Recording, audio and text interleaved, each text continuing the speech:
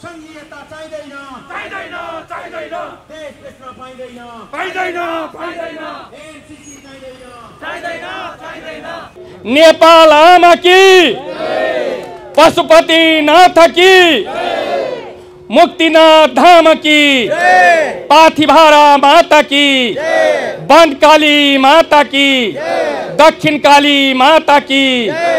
आफ्ना लोग्नेलाई राष्ट्रपतिले न्याय दिन सक्दैन। केपी शर्मा ओली 3.5 वर्ष प्रधानमन्त्री हुँदा आफ्नो अनन्य मित्र मदन भण्डारी भनेर हिँड्न चाहिँ सक्ने, तर मदन भण्डारीको हत्यारा पत्ता नलाउने। त्यसको अर्थ के लाग्छ? यो शङ्ख साधारण व्यक्तिले चलाएको शङ्ख होइन, यो भगवान कृष्णले युद्ध मैदानमा गएर धर्म रक्षार्थ बजाउनु भएको पञ्चजन्य शङ्ख हो। राष्ट्रघाती एमसीसी देशमा प्रवेश गराएपछि च्यान्न सुख चाहिँ छैन, रातभरि निद्रा लाग्दैन। आज के हुने हो, भोलि के हुने हो, कतिखेर हामी विदेशी भइसक्ने हौँ, यही कुराले मलाई रात दिन पिरोलिरहन्छ। ओम शान्ति शान्ति शान्ति।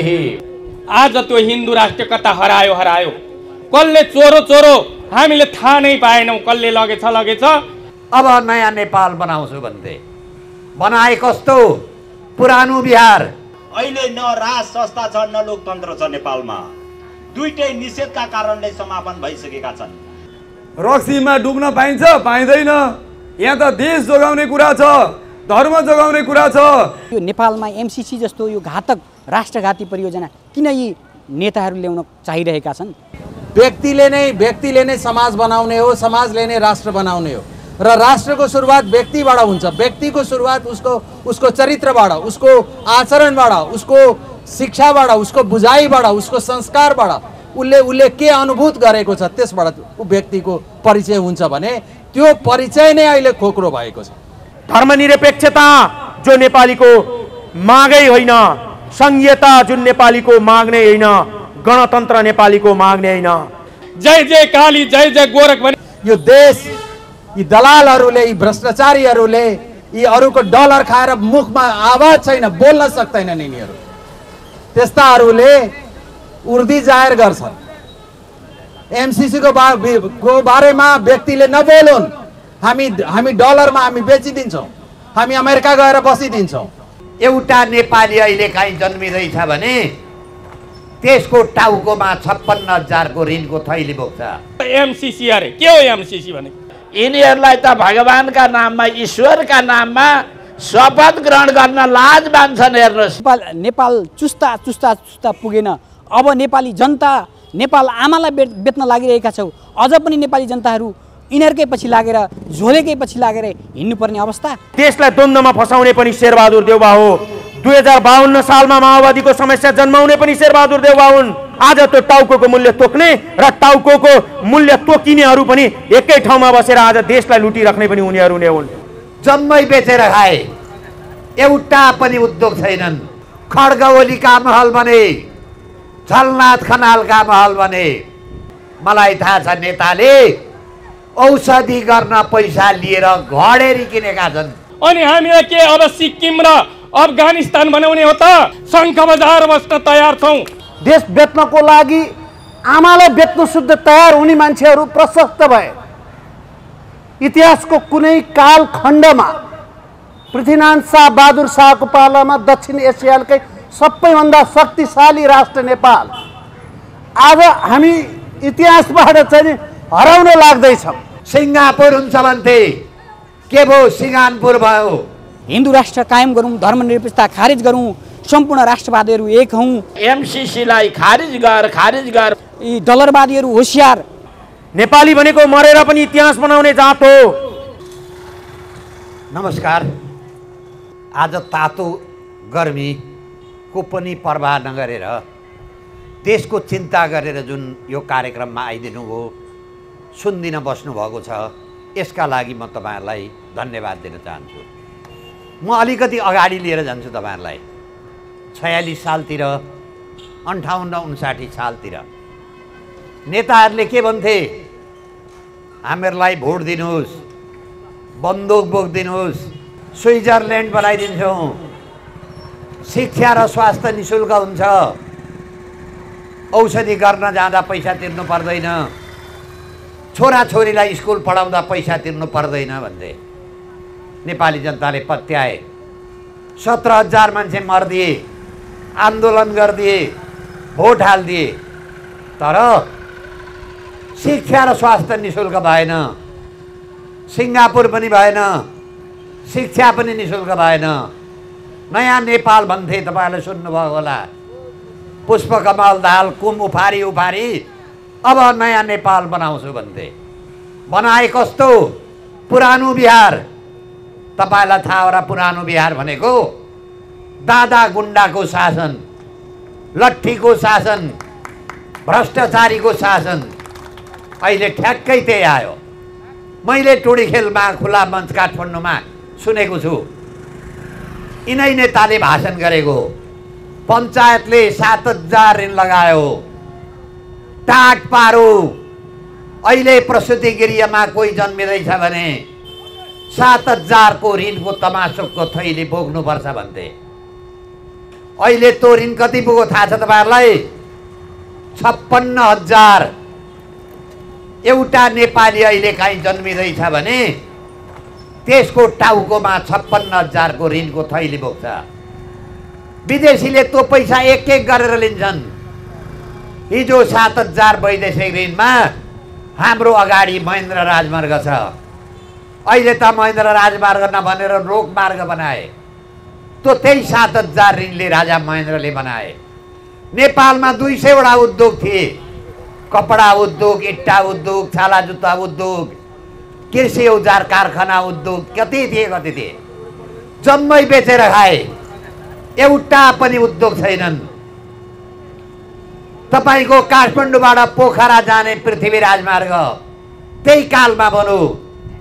कोदारी काठमाडौँ चीनसँग जोड्ने त्यही कालमा राजमार्ग बन्यो। धरान धनकुटा जोगमुनि सडक त्यही कालमा बन्यो।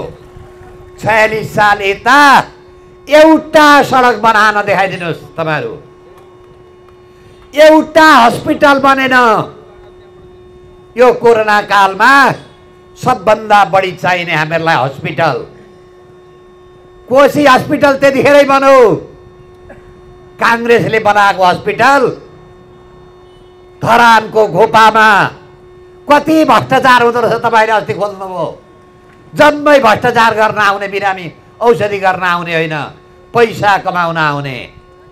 काठमाडौँको टिचिङ अस्पताल अगाडि नै बन्यो। वीर हस्पिटल धेरै अगाडि बन्यो। कान्ति हस्पिटल त्योभन्दा अगाडि बन्यो। सरुवा रोग अस्पताल त्यतिखेरै बन्यो। अहिले के बन्यो त?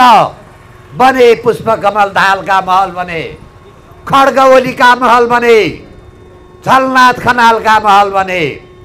झलनाथ खनाललाई अस्ति किडनी फेर्नका लागि 81 लाख दियो। यो भन्दा अगाडि साप पाल्नका लागि 72 करोड दियो। झलनाथ खनाल 46 सालको अन्तरिम सरकार हुँदा कृषि मन्त्री थिए। झलनाथ खनालका दुईटा छोरा इन्जिनियर छन्। एउटा पोखरा एयरपोर्टको ठेकदार छन्, एउटा भैरवा एयरपोर्टको ठेकदार छन्। झलनाथ खनालका दुईटा छोराका नाममा रोजिन एन्ड टर्पेन्टाइन, नेमो पार्केट दुईटा उद्योग छ। झलनाथ खनाल बिरामी हुँदा कसले औषधि गर्नुपर्छ? जनताले। तपाईका हाम्रा टाउकामा ऋण लाग्यो। 81 लाख रुपियाँ लिएर झलनाथ खनालको किडनी फेरियो। झलनाथ खनालले मात्रै औषधि उपचार गर्नलाई 20 करोड रुपियाँ ल्याएछ। केपी शर्मा ओलीले 25 करोड लिएको छ। मलाई थाहा छ नेताले औषधि गर्न पैसा लिएर घडेरी किनेका छन्। त्यो पनि मलाई जानकारी छ। अब म तपाईलाई भन्छु, यो देश कहाँ पुग्यो त? हिजो कहाँ थियो, अहिले कहाँ पुग्यो? सिङ्गापुर हुन्छ भन्थे, के भयो? सिङ्गापुर भयो। त्यसैले म के निवेदन गर्न चाहन्छु भने यो संविधान 12 मुद्दे दिल्ली सम्झौता भारतले गरिदिएको त्यसको आधारमा बनेको संविधान, यी पार्टी, यी नेता असफल भए। अब यो देशले चल्दैन। बिग्रेको मोटरसाइकलले गन्तव्यमा पुर्याउँदैन। अब त्यो बिग्रेको खतरा मोटरसाइकल फेर्नु पर्यो। अहिले यो देशमा 886 संसद छन्, 144 मन्त्री छन्। किन चाहियो 886? किन चाहियो 144? यो देशमा 8वटा राष्ट्रपति छन्, 8वटा प्रधानमन्त्री छन्। केही समय अगाडि क्षेत्रीय प्रदेश नम्बर 1 का प्रधानमन्त्री थिए, भर्खरकी ठिटीसँग बिहे गरे। तपाईलाई थाहा छ? ससुराली जाँदा तपाईँ हाम्रो करको पैसाबाट कतिवटा मिलाउनु पर्ने थाहा छ? ती मुख्यमन्त्रीको जुत्ताको रङ, कपडाको रङ, हेलिकप्टरको रङ र श्रीमतीको कपडाको रङ मिलाउनु पर्ने। त्यो हेलिकप्टरको पैसा तपाईँ हाम्रो करको रकमबाट तिरिएको छ। हामी नेपाली जनतालाई के भन्छौँ भने, आउनुहोस् यो व्यवस्था खारिज गरौँ। अब धतुरो रोपेर गुलाब फुल्दैन, कोदो रोपेर धान फल्दैन। नेपाली जनताले कसलाई भोट हाले? 17,000 मान्छे मार्नेलाई। तपाईका प्रहरी दाजुभाइ दिन दाडे मारे। हाम्रा देशमा नेता कसलाई बनाउँछौँ हामी? विराटनगरबाट काठमाडौँ राष्ट्र ब्याङ्कको पैसा लाँदा प्लेन हाइज्याक गरेर पैसा लानेलाई हामीहरूले प्रजातन्त्रवादी नेता बनायौँ। राति सुतेका ठाउँमा टाउको काट्नेलाई के गर्यौँ? महान राष्ट्रवादी नेता बनायौँ। समस्या हामी नेपाली जनतामा छ। हामी पनि पार्टी खोल्यौँ, जनतालाई हामी पत्याऊ, हामीहरूलाई भोट देऊ, जुलुसमा आइदेऊ भनेर हामी भन्छौँ। जनता के भन्छन्? खोइ तिमीहरूले मान्छे मारेको, खोइ तिमीहरूले प्लेन हाइज्याक गरेको, खोइ बस पड्काएको, खोइ सुतेका ठाउँमा मान्छेलाई को टाउको काटेको। हामी देश विकास गर्ने कुरा गर्छौँ, हामी भ्रष्टाचार नियन्त्रण गर्ने कुरा गर्छौँ। जनता के भन्छ? भोट त हामी मान्छे मार्ने बाहेकलाई दिँदैनौँ। अब भन्नुहोस्, अघि मैले भने धतुरो रोपेर गुलाब फुल्दैन। समस्या हामी नेपाली जनतामा छ। अपराधीलाई भोट हालेपछि के हुन्छ? अपराध हुन्छ, भ्रष्टाचार हुन्छ, मान्छेको ज्यान जान्छ, विकास हुँदैन। त्यसैले झिगाका पछाडि लाग्यो भने कहाँ पुगिन्छ?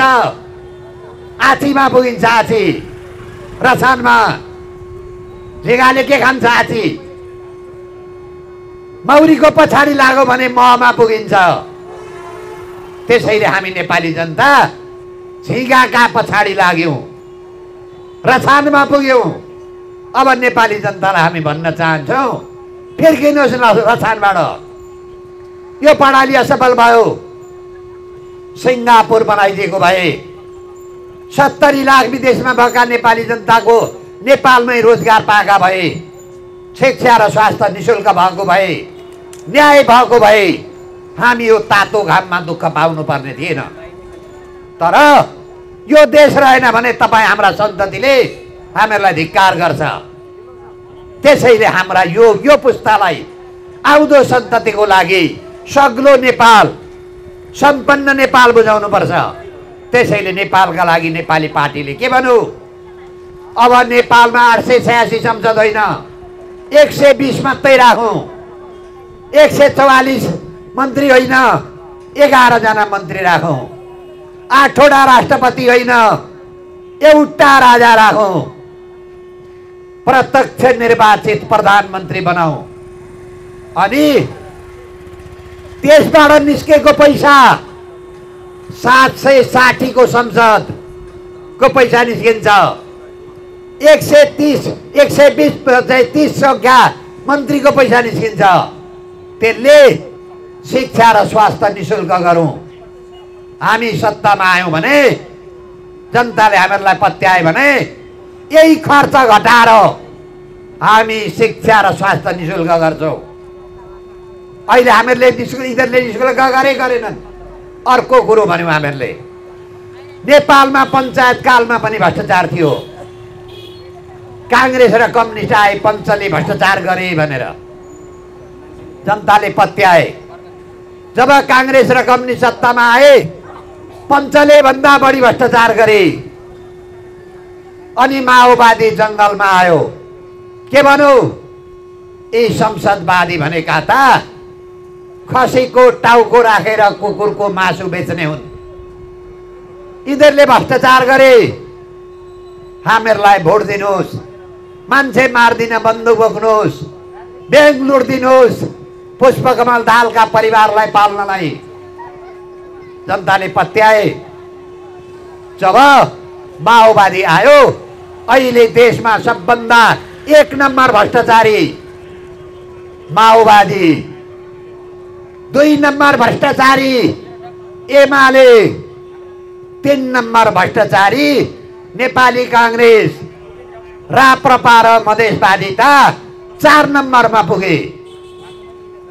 त्यसैले हामी के भन्छौँ भने यो भ्रष्टाचार अन्त्य गरौँ। कसरी अन्त्य गर्ने? बोलेर अन्त्य हुँदैन, कामबाट अन्त्य गर्नुपर्छ। हामीहरूले भन्यौँ पञ्चायत कालदेखि अहिलेसम्म राजनीतिज्ञ र उच्च ओहदाका मान्छेको नागरिक आयोग बनाऊ, निष्पक्ष मान्छेको आयोग, त्यसबाट जाँचबुझ गरौँ। तिम्रो जागिर कति थियो, तिमीले कति रोजगार गर्यौ, तिम्रो बाउको अंश कति थियो, हिसाब गरौँ। अहिले पैसा कति छ हेरौँ। त्यसो गर्दा 12 वर्षको बजेट निकाल्छौँ हामी। 12 वर्षको, त्यो 12 वर्षको बजेट 23% गरिब मान्छे छन् नेपालमा। एक छाक खान पाउँदैनन्, एउटा कपडा राम्रोसँग लाउन पाउँदैनन्, बच्चा बच्चीलाई पढाउन पाउँदैनन्, औषधि उपचार गर्न पाउँदैनन्। तिनीहरूको शिक्षा, स्वास्थ्य र रोजगारमा खर्च गरौँ। नेपालमा गरिबी उन्मूलन हुन्छ। एकातर्फ भ्रष्टाचार नियन्त्रण हुन्छ, अर्कातर्फ गरिबी नियन्त्रण हुन्छ। कम्युनिस्टले गरिबलाई भोट गरिबले भोट हाले। किन हाले? कम्युनिस्टले गरिबलाई धनी बनाइदिन्छ। बनायो धनी। कतिवटा नेपालमा कम्युनिस्टका प्रधानमन्त्री बने? तपाईहरुलाई गर्नुस्, 10 जना बने।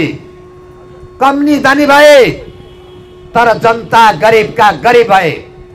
हामी नेपालका लागि नेपाली पार्टीले प्रष्ट धारणा राख्यौं। पञ्चायत कालदेखि अहिलेसम्मको राजनीतिज्ञ र उच्च ओहदाका कर्मचारीको सम्पत्ति छानबिन गरौँ। 12 वर्षको बजेट निकालेर हामी गरिबी उन्मूलन गर्छौँ। तपाईलाई दक्षिण कोरिया थाहा होला। नेपालका युवा भाडा मोल्न जान्छन्। तपाईलाई मलेसिया थाहा होला। नेपालका युवा कल कारखानामा काम गर्न जान्छन्। त्यहाँ के छ थाहा छ? दक्षिण कोरियामा 4 राष्ट्रपति चुनावमा छन्। मलेसियामा योभन्दा अगाडिको प्रधानमन्त्री रजत भन्ने थुनामा छ। यो देशमा हरेकले भ्रष्टाचार गर्छन्। बाबुराम भट्टराईले भने पुष्पकमल दाहालले क्यान्टनमेन्टमा 34 वटा भ्रष्टाचार गरे। पुष्पकमल दाहालले एनसेलमा 72 वटा भ्रष्टाचार गरे। 3टा नेताले बुढी गण्डकीमा 33 वटा भ्रष्टाचार गरे। तपाईले पढ्नु भएको छ सामाजिक सञ्जालमा। किन कारबाही हुँदैन? के भ्रष्टाचार गर्न पाइन्छ? पाइन्छ भने कानुन बनाऊ। भ्रष्टाचार गर्न पाइन्छ भनेर होइन भने भूपू प्रधानमन्त्रीले काठमाडौँ राष्ट्र ब्याङ्कको पैसा लादा प्लेन हाइज्याक गरेर पैसा लानेलाई हामीहरूले प्रजातन्त्रवादी नेता बनायौं। राति सुतेका ठाउँमा टाउको काट्नेलाई के गर्यौं? महान राष्ट्रवादी नेता बनायौं। समस्या हामी नेपाली जनतामा छ। हामी पनि पार्टी खोल्यौं। जनतालाई हामी पत्याऊ, हामीलाई भोट देऊ, जुलुसमा आइदेऊ भनेर हामी भन्छौं। जनता के भन्छन्? खोइ तिमीहरूले मान्छे मारेको, खोइ तिमीहरूले प्लेन हाइज्याक गरेको, खोइ बस पड्काएको, खोइ सुतेका ठाउँमा मान्छेलाई को टाउको काटेको। हामी देश विकास गर्ने कुरा गर्छौँ, हामी भ्रष्टाचार नियन्त्रण गर्ने कुरा गर्छौँ। जनता के भन्छ? भोट त हामी मान्छे मार्ने बाहेकलाई दिँदैनौँ। अब भन्नुहोस्, अघि मैले भने धतुरो रोपेर गुलाब फुल्दैन। समस्या हामी नेपाली जनतामा छ। अपराधीलाई भोट हालेपछि के हुन्छ?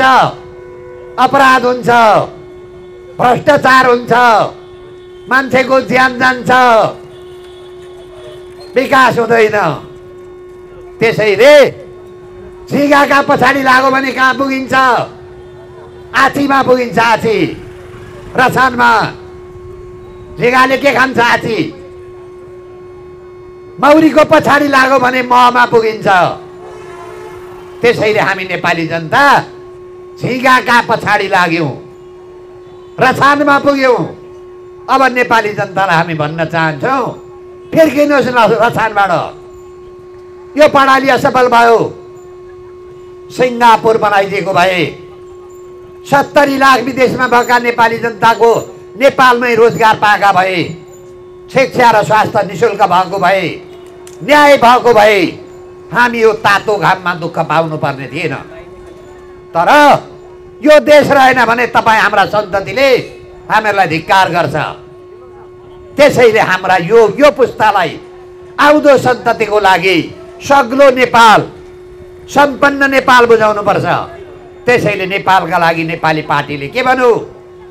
अब नेपालमा 886 संसद होइन, 120 मात्रै राखौँ। 144 मन्त्री होइन, 11 जना मन्त्री राखौँ। 8वटा राष्ट्रपति होइन, एउटा राजा राखौँ। प्रत्यक्ष निर्वाचित प्रधानमन्त्री बनाऊ। अनि त्यसबाट निस्केको पैसा 760 को संसदको पैसा निस्किन्छ। 120 संख्या मन्त्रीको पैसा निस्किन्छ। त्यसले शिक्षा र स्वास्थ्य निःशुल्क गरौँ। हामी सत्तामा आयौँ भने, जनताले हामीहरूलाई पत्यायो भने यही खर्च घटाएर हामी शिक्षा र स्वास्थ्य निःशुल्क गर्छौँ। अहिले हामीहरूले यिनीहरूले निःशुल्क गरेनन्। अर्को कुरो भन्यौँ हामीहरूले, नेपालमा पञ्चायत कालमा पनि भ्रष्टाचार थियो। काङ्ग्रेस र कम्युनिस्ट आए, पञ्चले भ्रष्टाचार गरे भनेर जनताले पत्याए। जब काङ्ग्रेस र कम्युनिस्ट सत्तामा आए, पञ्चले भन्दा बढी भ्रष्टाचार गरे। अनि माओवादी जङ्गलमा आयो। के भनौँ? यी संसदवादी भनेका त खसीको टाउको राखेर कुकुरको मासु बेच्ने हुन्। यिनीहरूले भ्रष्टाचार गरे। हामीहरूलाई भोट दिनुहोस्, मान्छे मार्दिन बन्दुक बोक्नुहोस्, ब्याङ्क लुट्दिनुहोस्, पुष्पकमल दाहालका परिवारलाई पाल्नलाई जनताले पत्याए। जब माओवादी आयो, अहिले देशमा सबभन्दा 1 नम्बर भ्रष्टाचारी माओवादी, 2 नम्बर भ्रष्टाचारी एमाले, 3 नम्बर भ्रष्टाचारी नेपाली काङ्ग्रेस, राप्रपा र मधेसवादिता 4 नम्बरमा पुगे। त्यसैले हामी के भन्छौँ भने यो भ्रष्टाचार अन्त्य गरौँ। कसरी अन्त्य गर्ने? बोलेर अन्त्य हुँदैन, कामबाट अन्त्य गर्नुपर्छ। हामीहरूले भन्यौँ पञ्चायत कालदेखि अहिलेसम्म राजनीतिज्ञ र उच्च ओहदाका मान्छेको नागरिक आयोग बनाऊ, निष्पक्ष मान्छेको आयोग। त्यसबाट जाँचबुझ गरौँ। तिम्रो जागिर कति थियो, तिमीले कति रोजगार गर्यौ, तिम्रो बाउको अंश कति थियो, हिसाब गरौँ। अहिले पैसा कति छ हेरौँ। त्यसो गर्दा 12 वर्षको बजेट निकाल्छौँ हामी। 12 वर्षको त्यो 12 वर्षको बजेट 23% गरिब मान्छे छन् नेपालमा।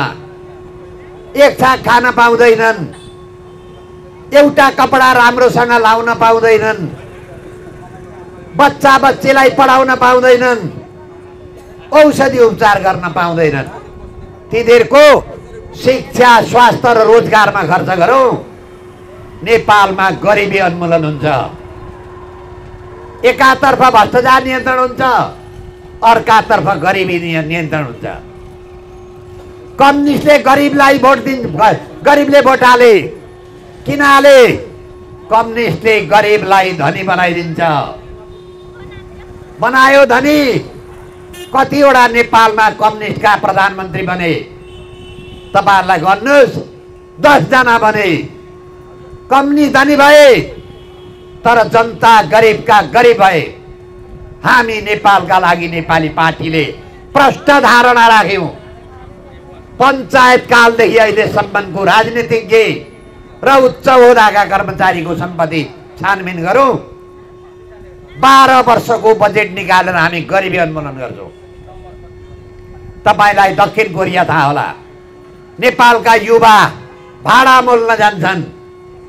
तपाईलाई मलेसिया थाहा होला, नेपालका युवा कल कारखानामा काम गर्न जान्छन्।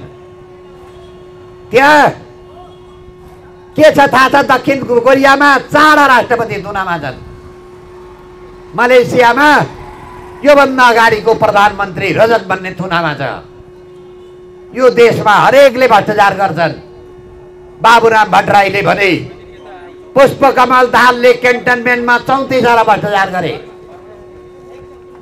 पुष्पकमल दाहालले एनसेलमा 72 वटा भ्रष्टाचार गरे।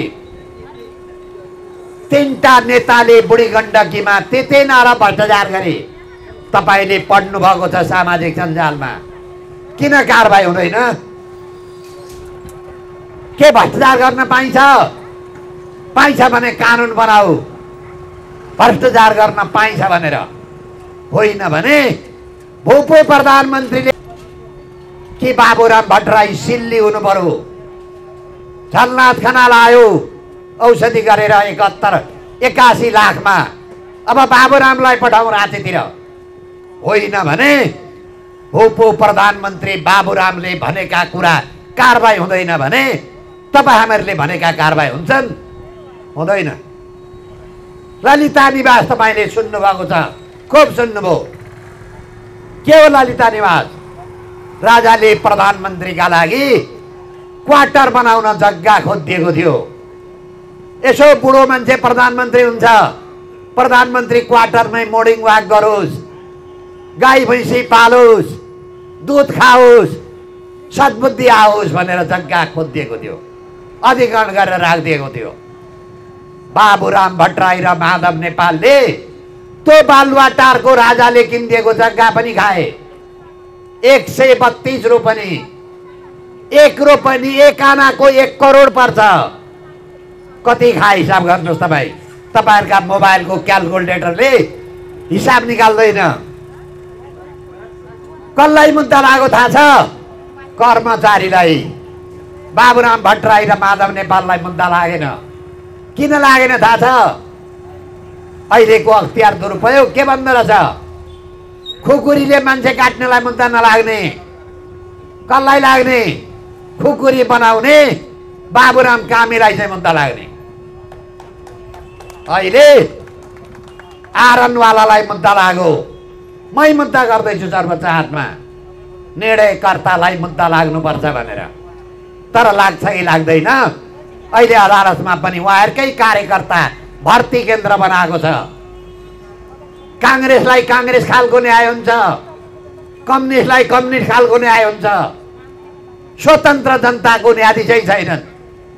जनतालाई न्याय हुँदैन, पार्टीलाई मात्रै न्याय हुन्छ। त्यसैले हामी के भन्छौँ भने यो प्रणाली असफल भयो। जुन भैँसीले दुध दिँदैन, ब्याउँदैन, कति कुँडो खुवाउनुहुन्छ, कति घाँस खुवाउनुहुन्छ। अब त्यो भैँसीलाई के गरिदिउँ? काठमाडौँतिर पठाइदिउँ ममचाका लागि। अब यो व्यवस्था ममचा भइसक्यो। यो व्यवस्थाले अब देश चल्दैन। त्यसैले हामीले के भन्यौँ भने हरेक 10 वर्षमा नेपाली जनताले परिवर्तन खोजे। 7 साल, 17 साल, 26-27 साल कम्युनिस्टले झापामा मान्छेका टाउको काटे। 36 साल जनमत सङ्ग्रह भयो। 46 साल बहुदल आयो। 58-59 साल संविधान सभा र गणतन्त्र आयो। त्यसपछि के भयो? केही भएको छैन। अब नेपाल परिवर्तनको सङ्घारमा पुग्यो। भारतले यो व्यवस्थालाई मन्जुर गरेको छैन, चीनले पनि मन्जुर गरेको छैन। अब नेपाली जनता हामी उठ्यौँ भने यो व्यवस्था बिदा हुन्छ। तर उठ्नु पर्यो नि त। हाम्रा पेटमा हामीहरूले खानुपर्छ, अरूले खाइदिएर हुँदैन। अब नेपाली जनतालाई म जाग्नका लागि अनुरोध गर्छु। यो व्यवस्था चलेन, हुँदैन, यो लुट्नका लागि आयो। अब उनीहरू आफै भन्दैछन् यो राष्ट्रपति भन्दा त राजा र मान र शान थियो। त्यो मान र शान किन हटाएको? जवाब छ।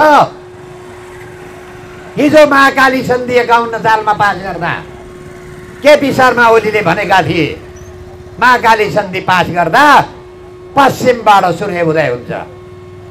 हिजो 51 सालमै होला मदन भण्डारीको दार्जुलिङमा हत्या हुँदा यही केपी शर्मा ओलीले भने मदन भण्डारीको हत्याराको घर देखेको छु, कता फिर्केको छ त्यो पनि थाहा छ, तर काङ्ग्रेस सत्तामा छ, पक्रिँदैन, हामीहरूलाई भोट दिनुहोस् भने। जनताले पत्याए। मदन भण्डारीको हत्याको आन्दोलनमा 16-17 जना मरे। अहिले मदन भण्डारीकी धर्मपत्नी राष्ट्रपति हुनुहुन्छ। उहाँको अनन्य मित्र 3.5 वर्ष केपी शर्मा ओली प्रधानमन्त्री हुनुभयो। मदन भण्डारीको हत्यारा किन पत्ता लाग्दैन? हामी खोज्छौँ मदन भण्डारीको हत्यारा। जसले घर देखेको छ भन्छ, त्यसले हत्यारा पत्ता लाग्दैन भने मदन भण्डारीकी श्रीमती राष्ट्रपति हुँदा आफ्ना लोग्नेको हत्याको न्याय दिन सक्दैनन् भने जनतालाई कहाँ न्याय हुन्छ? निर्मला पन्तले कहाँ न्याय पाउँदैनन्?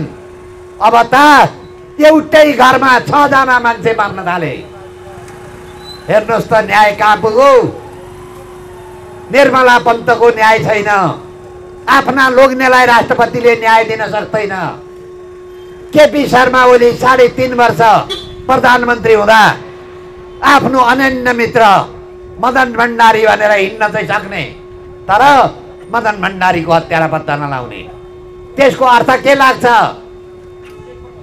विद्या भण्डारीकी 2 छोरी, योभन्दा अगाडिका चाहिँ के कोइराला, सुशील कोइराला प्रधानमन्त्री हुँदा फोटो दिए, स्वाङ स्वाङ रोए। के भने? मेरो बाउको हत्यारा पत्ता लगाइदिनु पर्यो। जनताले मदन भण्डारीका श्रीमतीलाई दिए मदन भण्डारीको हत्यारा पत्ता लगाउने पदमा। किन कारबाही हुँदैन? केही अर्थ त लाग्छ होला नि तपाईँहरूलाई थाहा होला। हामी मदन भण्डारीको हत्यारा पत्ता लगाउँछौँ। दरबार हत्याकाण्डको पनि अनुसन्धान गर्नुपर्छ। होइन भने राजनीतिक हत्या मात्रै नेपालमा भयो, हामी पनि मारिन सक्छौँ। किनभने अनुसन्धान हुँदैन, कसले मार्छ तपाईँलाई थाहा होला। त्यसैले हामी के भन्छौँ भने जुन देशमा राष्ट्रपतिका श्रीमानले न्याय पाउँदैन, हामीले न्याय पाउँछौँ। राज्य लक्ष्मी गोल्छा एमालेकी संसद, उनले अख्तियारमा बयान गरेको छ, मैले फलानालाई यति, फलानालाई यति, फलानालाई यति। त्यतिखेर विद्यादेवी भण्डारी एमालेकी नेता हुनुहुन्थ्यो, उनलाई पनि पैसा बुझाएँ, केपीलाई पनि बुझाएँ, ईश्वर पोखरेललाई पनि बुझाएँ भने आज के हाम्रो कानुनमा पद किन्न पाइन्छ? पाइन्छ भने खरदार र सुब्बालाई किन मुद्दा लागेन? कसैलाई? कसलाई लाग्छ? खरदार र सुब्बालाई। त्यसैले हामी कि बाबुराम भट्टराई सिल्ली हुनु पर्यो। झलनाथ खनाल आयो औषधि गरेर 81 लाखमा। अब बाबुरामलाई पठाउँ राँचीतिर। होइन भने उप प्रधानमन्त्री बाबुरामले भनेका कुरा कारबाही हुँदैन भने तपाईँ हामीहरूले भनेका कारबाही हुन्छन्? हुँदैन। ललिता निवास तपाईँले सुन्नुभएको छ, खुब सुन्नुभयो। के हो ललिता निवास? राजाले प्रधानमन्त्रीका लागि क्वार्टर बनाउन जग्गा खोजिदिएको थियो। यसो बुढो मान्छे प्रधानमन्त्री हुन्छ, प्रधानमन्त्री क्वार्टरमै मोर्निङ वाक गरोस्, गाई भैँसी पालोस्, दुध खाओस्, सद्बुद्धि आओस् भनेर जग्गा खोजिदिएको थियो, अधिग्रहण गरेर राखिदिएको थियो। बाबुराम भट्टराई र माधव नेपालले त्यो बालुवाटारको राजाले किनिदिएको जग्गा पनि खाए। 132 रोपनी, 1 रोपनी 1 आनाको 1 करोड पर्छ। कति खाए हिसाब गर्नुहोस् तपाईँ। तपाईँहरूका मोबाइलको क्यालकुलेटरले हिसाब निकाल्दैन। कसलाई मुद्दा लाग्यो थाहा छ? कर्मचारीलाई। बाबुराम भट्टराई र माधव नेपाललाई मुद्दा लागेन। किन लागेन थाहा छ? अहिलेको अख्तियार दुरुपयोग के भन्दो रहेछ? खुकुरीले मान्छे काट्नेलाई मुद्दा नलाग्ने, कसलाई लाग्ने? खुकुरी बनाउने बाबुराम कामीलाई चाहिँ मुद्दा लाग्ने। अहिले आरनवालालाई मुद्दा लाग्यो। मै मुद्दा गर्दैछु सर्वोच्च हातमा, निर्णयकर्तालाई मुद्दा लाग्नुपर्छ भनेर। तर लाग्छ कि लाग्दैन? अहिले अदालतमा पनि उहाँहरूकै कार्यकर्ता भर्ती केन्द्र बनाएको छ। काङ्ग्रेसलाई काङ्ग्रेस खालको न्याय हुन्छ, कम्युनिस्टलाई कम्युनिस्ट खालको न्याय हुन्छ। स्वतन्त्र जनताको न्यायाधीश छैनन्। जनतालाई न्याय हुँदैन, पार्टीलाई मात्रै न्याय हुन्छ। त्यसैले हामी के भन्छौँ भने यो प्रणाली असफल भयो। जुन भैँसीले दुध दिँदैन, ब्याउँदैन, कति कुँडो खुवाउनुहुन्छ, कति घाँस खुवाउनुहुन्छ। अब त्यो भैँसीलाई के गरिदिउँ? काठमाडौँतिर पठाइदिउँ ममचाका लागि। अब यो व्यवस्था ममचा भइसक्यो। यो व्यवस्थाले अब देश चल्दैन। त्यसैले हामीले के भन्यौँ भने हरेक 10 वर्षमा नेपाली जनताले परिवर्तन खोजे। 7 साल, 17 साल, 26-27 साल कम्युनिस्टले झापामा मान्छेका टाउको काटे। 36 साल जनमत सङ्ग्रह भयो। 46 साल बहुदल आयो। 58-59 साल संविधान सभा र गणतन्त्र आयो। त्यसपछि के भयो? केही भएको छैन। अब नेपाल परिवर्तनको सङ्घारमा पुग्यो। भारतले यो व्यवस्थालाई मन्जुर गरेको छैन, चीनले पनि मन्जुर गरेको छैन। अब नेपाली जनता हामी उठ्यौँ भने यो व्यवस्था बिदा हुन्छ। तर उठ्नु पर्यो नि त। हाम्रा पेटमा हामीहरूले खानुपर्छ, अरूले खाइदिएर हुँदैन। अब नेपाली जनतालाई म जाग्नका लागि अनुरोध गर्छु। यो व्यवस्था चलेन, हुँदैन, यो लुट्नका लागि आयो। अब उनीहरू आफै भन्दैछन् यो राष्ट्रपति भन्दा त राजा र मान र शान थियो। त्यो मान र शान किन हटाएको? छ जवाब छ।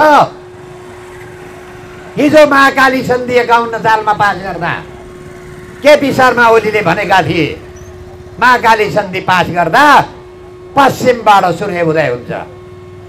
हिजो 51 सालमै होला मदन भण्डारीको दासढुङ्गामा हत्या हुँदा यही केपी शर्मा ओलीले भने मदन भण्डारीको हत्याराको घर देखेको छु, कता फिर्केको छ त्यो पनि थाहा छ। तर काङ्ग्रेस सत्तामा छ, पक्रिँदैन। हामीहरूलाई भोट दिनुहोस् भने जनताले पत्याए। मदन भण्डारीको हत्याको आन्दोलनमा 16-17 जना मरे। अहिले मदन भण्डारीकी धर्मपत्नी राष्ट्रपति हुनुहुन्छ।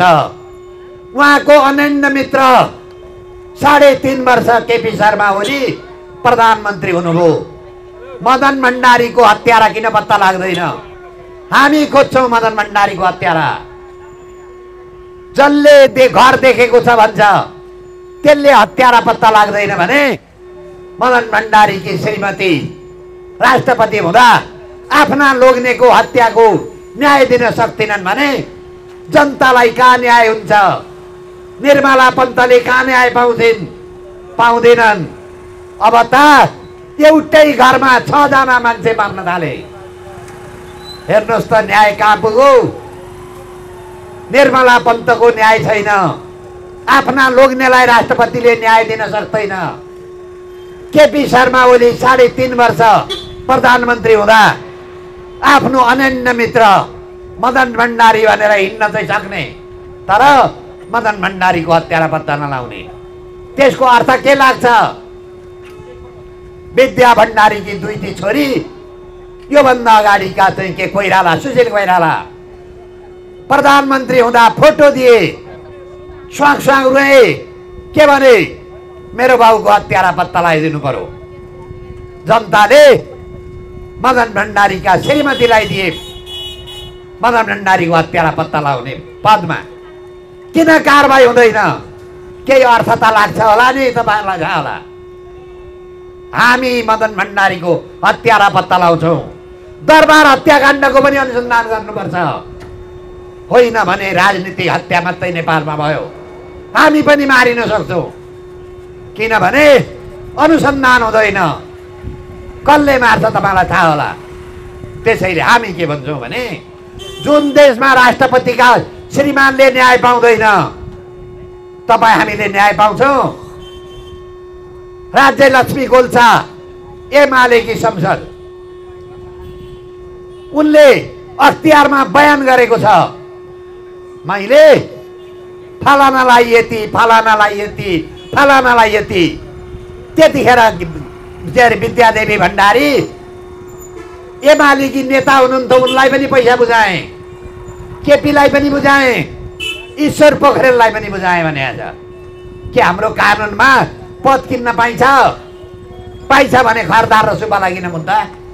बाबुराम भट्टराई र माधव नेपालले त्यो बालुवाटारको राजाले किनिदिएको जग्गा पनि खाए। 132 रोपनी, 1 रोपनी 1 आनाको 1 करोड पर्छ। कति खाए हिसाब गर्नुहोस् तपाईँ। दलवादी नेताहरू होसियार, होसियार, होसियार। दलवादी नेताहरू होसियार, होसियार। दलवादी नेताहरू होसियार, होसियार।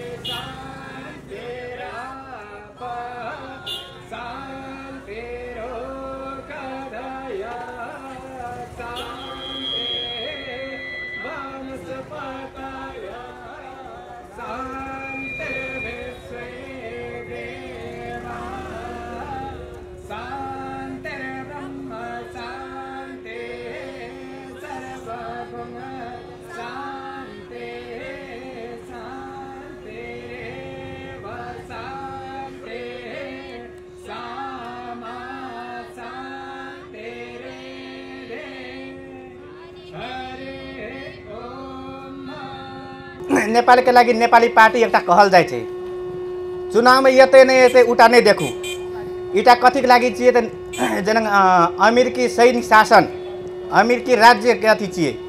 नेपाल के कान में रह के चाइना विरुद्ध, चाइना के अथी करल चाहे छै, भ्रष्ट करल चाहे छै। तो वो सब के कारण से ये हम ना इतना उम्र में सकबर हम राजनीति में आए के लिए गेल आदमी नहीं चाहिए। तरह आए के हम ईट हम यल छी, ये सब चीज़ बुझ के वह से अहूँ सब लागू कल परसू इतना मात्रे भेला में ऐसे 10 गुना करूँ। अहाँ सब गांव घर में जाके 1 जना बराबर 10 जना आनू। हम उतना कहते हुए अपन 2 शब्द यतै हम ओरार दै छियै। यसै गरी 2059 मा आएर पूर्ण रूपले राज संस्थाले फेरि लोकतन्त्रलाई निषेध गर्यो। अहिले न राज संस्था छ न लोकतन्त्र छ नेपालमा। दुईटै निषेधका कारणले समापन भइसकेका छन् र हामीहरूले नेपालका लागि नेपाली पार्टीले के भनेका छौँ भने हामीहरूले कसैलाई निषेध गर्नु हुँदैन।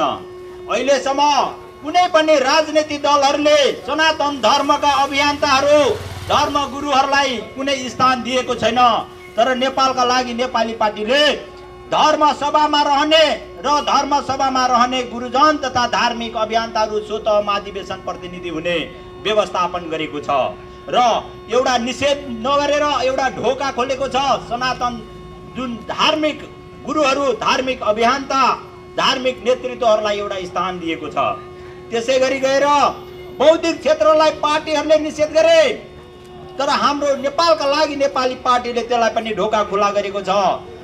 बौद्धिक सभाको प्राज्ञ मञ्च थिङ्क ट्याङ्क भनेर व्यवस्थापन गरिएको छ र केन्द्रीय, प्रदेश, जिल्ला र पालिका 4 तहमा रहने व्यवस्थापन गरेको छ। यसमा 4 तहमा रहने जो थिङ्क ट्याङ्कमा रहने जो विद्वत वर्गहरू हुनुहुन्छ उहाँहरू स्वतः हुँदैन र हामीले त्यसलाई नेपालका लागि नेपालीले पार्टीले चाहिँ एउटा अभियान, एउटा चाहिँ योजना लिएर आएको छ। गुरुर् ब्रह्म गुरुर् विष्णु गुरुर्देव महेश्वर गुरुर् साक्षात् परम ब्रह्म तस्मै श्री गुरवे नमः। यो देश परापूर्व कालदेखि हिन्दू राष्ट्र भन्दै आएका थियौँ हामीले। आज त्यो हिन्दू राष्ट्र कता हरायो हरायो। कसले चोरो हामीले थाहा नै पाएनौँ, कसले लगेछ। त्यसका लागि हामी अहरहत्र खटेका छौँ। यहाँ हिन्दू राष्ट्र हुनुपर्छ। यो हिन्दू राष्ट्र हो। यो नेपाल विश्वले चिनेको एकमात्र देश, शान्ति देश भनेर चिनेको यो बुद्ध जन्मेको देश, यो पाथिभाराको देश, यो पशुपतिको देश, यो वनकालीको देश, यो रक्तकालीको देश, यी सबै काली नै कालीहरूले भरिएको देश। जय जय काली, जय जय गोरख भनेको देश, गुरु गोरखको देश। आज हामीलाई रुन मन लाग्छ। किन कता गयो यो देश? हामीले कसलाई बुझाइसक्यौँ, फेरि त्यहाँदेखि भएन। अब त एमसिसी अरे के हो एमसिसी भनेको? के हो त्यो एमसिसी भनेको? अब त एमसिसी अरे। अनि हामीलाई के अब सिक्किम र अफगानिस्तान बनाउने हो त? नेपाली जनताहरू चुप लागेर बस्ने हो त? युवाहरू हामी चुप लागेर बस्ने हो त? अनि खाडी मुलुक विदेशमा गएर पसिना बगाउने हो त? यी केही गरौँ न। यी भ्रष्ट नेताहरूलाई खेदौँ, कम्मर कस्नुहोस्। हामी त लागेका छौँ, कम्मर कस्नुहोस्। यी भ्रष्ट नेताहरू खेद्नुपर्छ। किन डराउनुहुन्छ? के गर्छ यिनीहरूले? पक्रेर लान्छ भने कसैले लगोस्। हामी माला जपेर बस्न तयार छौँ, शङ्ख बजाएर बस्न तयार छौँ। नडराउनुहोस्। अब उठौँ, उठ्ने बेला भएको छ। हामी उठ्ने बेला भएको छ। हामीलाई अब विदेशी दलालहरूको उसमा पुर्याउँदैछन्। त्यसले गर्दा यस देशलाई, यो नेपाली माटोको माया गरौँ। हामी किन कोदो रोपेर धान खोज्दैछौँ? आज हामीलाई कोदो रोपेर धान काट्न जाऊ भन्दैछन् यी नेताले। यसमा ख्याल गरौँ। नेपाल आमा की, पशुपतिनाथ की, मुक्तिनाथ धाम की, पाथिभारा माता की, वनकाली माता की, दक्षिण काली माता की, काली गंडकी की, बुढ़ा सुब्बा की, पाथिभारा माता की भन्दै मेरा यी 2 शब्द यी अन्त्य गर्छु। धन्यवाद। रक्सीमा डुब्न पाइन्छ? पाइँदैन। यहाँ त देश जोगाउने कुरा छ, धर्म जोगाउने कुरा छ। यी नचाहिँदा साथै एउटा प्रदेशका यी राजा महाराजा बनेका, हिजो एउटा राजालाई धेर भयो, हिजो एउटा राजा धेर भयो। आज चाहिँ यहाँ महाराजाहरू 8वटा प्रदेशमा 2-2वटा गरेर 16 जना किन चाहियो हामीलाई? हामी आज चाहिँ उनीहरूको दास हुनुपर्ने। हिजो एउटा राजाको दास भयो भनेर हटाउने। आज चाहिँ यत्र 16 जना त्यसको केन्द्रमा भएका अन्य राजा रजौटाहरू, यिनीहरूलाई हामीले कहिलेसम्म मान्ने? नेपालको लागि नेपाली पार्टीले के व्यवस्था गरेको छ भने त धर्मसभाको, जहाँ चाहिँ सम्पूर्ण जात जाति धर्महरू आँट्ने गरी गरेको छ। हिजोको पार्टीले भन्छन् हामीले पनि यहाँ सबैको व्यवस्था गरेको छ। कङ्ग्रेसले त्यही भन्यो, एमाले त्यही भन्यो, माओवादीले त्यही भन्यो। तर उनीहरूले धर्मसभा कहाँ बनाए? उनीहरूलाई अहिले धर्मसभा बनाएर धार्मिक गुरुहरूले निर्देशन गर्दा मान्छन्? उनीहरू छाती खोलेर आउन्, धार्मिक गुरुहरूलाई एउटा सभा बनाएर त्यो सभाले निर्देशन गरेर यदि मान्छन् भने हामी त्यो पार्टीलाई पनि अँगाल्न सक्छौँ। तर उनीहरू व्यवहारी छन्, पहिला मुखमा एउटा कुरो भन्छन् तर व्यवहारमा अर्कै कुरो लगाउँछन्। आज त्यही भएर देश डुबाइसकेका छन् यिनीहरूले। यस्तो राजनीति नगरौँ, आफ्नो व्यवसाय पनि चलाउँ, आफ्नो व्यवसायलाई सँगसँगै लैजाउँ, न कि भोलि पार्टीमा हामीले काम गर्दै गर्दा कहाँबाट रकम जुटाउने अथवा घुस खानुपर्ने कन्डिसन नबनोस् भन्दै मेरा 2 शब्द यही टुङ्ग्याउँछु। धन्यवाद। सहनौ भुनक्तु सहवीर्यं करवावहि तेजस्विनावधीतमस्तु मा विद्विषावहि।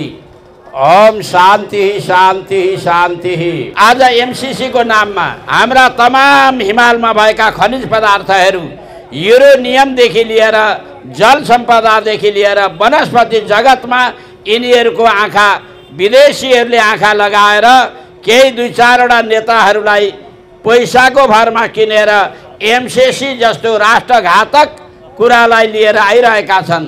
आज मुलुक तरङ्गित भएको अवस्था छ, नेपालीहरू आक्रोशित भएको अवस्था छ। काहीँ भोलि मुलुक अफगानिस्तान जस्तो त हुने होइन। आज 65 वर्षदेखि कम्बोडियाको दुर्दशा यिनीहरूले हेरिरहेका छन्। यो सब कुरो थाहा हुँदाहुँदै पनि आज हठात जबरजस्ती एमसीसीलाई रातोरात पास गर्ने पक्षमा लागिरहेका छन्। आदरणीय महानुभावहरू, यसरी विश्वको सन्दर्भलाई हामीहरूले निहाल्ने हो भने भोलि गएर एमसीसीको माध्यमद्वारा हाम्रो मुलुक, हाम्रो देश महान चपेटामा आउन सक्छ। बेलैमा सावधानतया हजुर हामी सचेत र सावधान बनौँ र एमसीसीलाई खारिज गर भनेर हामीहरूले बुलन्द मेची महाकाली आवाज उठायौँ न भने भोलि हामीहरूलाई महान ठुलो धोका हुनेछ। त आदरणीय महानुभावहरू, आज केही नेताहरूले विदेशीको इसारामा धर्ममाथि धावा बोलिरहेका छन्। हाम्रो संस्कृति, परम्परा, रीतिरिवाज, हाम्रो विश्वासैक निर्ढम भनेर ऋग्वेदले भनेको क्रीडवन्तो विश्वमार्यम भनेर विश्वलाई आर्य सभ्य जाति भनेर उद्घोष गरेको, अनि त्यसै गरी सहना भवतु सहनौ भुनक्तु, सँगै हिँडौँ, सँगै बोलौँ, सँगै खाऊँ, सँगै बसौँ भन्ने उदात्त विचार र भावना रहेको हाम्रो पूर्वीय दर्शनलाई मेटियामेट पारेर यी नेता आज पशुपतिनाथभन्दा ठुला छन्। पशुपतिनाथ कहिल्यै दर्शन गर्न जाँदैनन्। विदेशी नेताहरू आएर दर्शन गर्न गए भने यिनीहरू जुत्ता कुरेर गेटमा बस्छन्। आदरणीय महानुभावहरू, त्यति मात्र होइन, यिनीहरूलाई त भगवानका नाममा, ईश्वरका नाममा शपथ ग्रहण गर्न लाज मान्छन्। हेर्नुहोस्, यस्ता नेतालाई एकपल्ट यहीँबाट लोप्र्याइदिए हुन्छ। आदरणीय महानुभावहरू, हामी भगवानसँग प्रार्थना गरौँ यो एमसीसी अमेरिकातिर फिर्ता जाओस् र छिटोभन्दा छिटो हिन्दू राष्ट्र कायम होस् भन्ने यिनै मङ्गलमय भावनाको साथमा मेरा बाणीहरूलाई यतिकैमा बिट मार्न चाहन्छु। यहाँहरू सबैलाई धेरै धेरै धन्यवाद।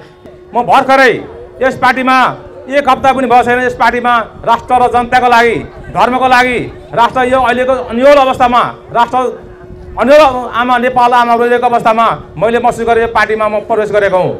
म जिम्बार साथ म मेरो छिमेकी अहिले मुख्यमन्त्री हुनुहुन्छ भीमप्रसाद आचार्य, भीमप्रसाद आचार्यलाई पनि मैले सहयोग गरेको हुँ। संसद सङ्गठनको मैले सहयोग गरेको थिएँ त्यो तत्कालीन अवस्थामा।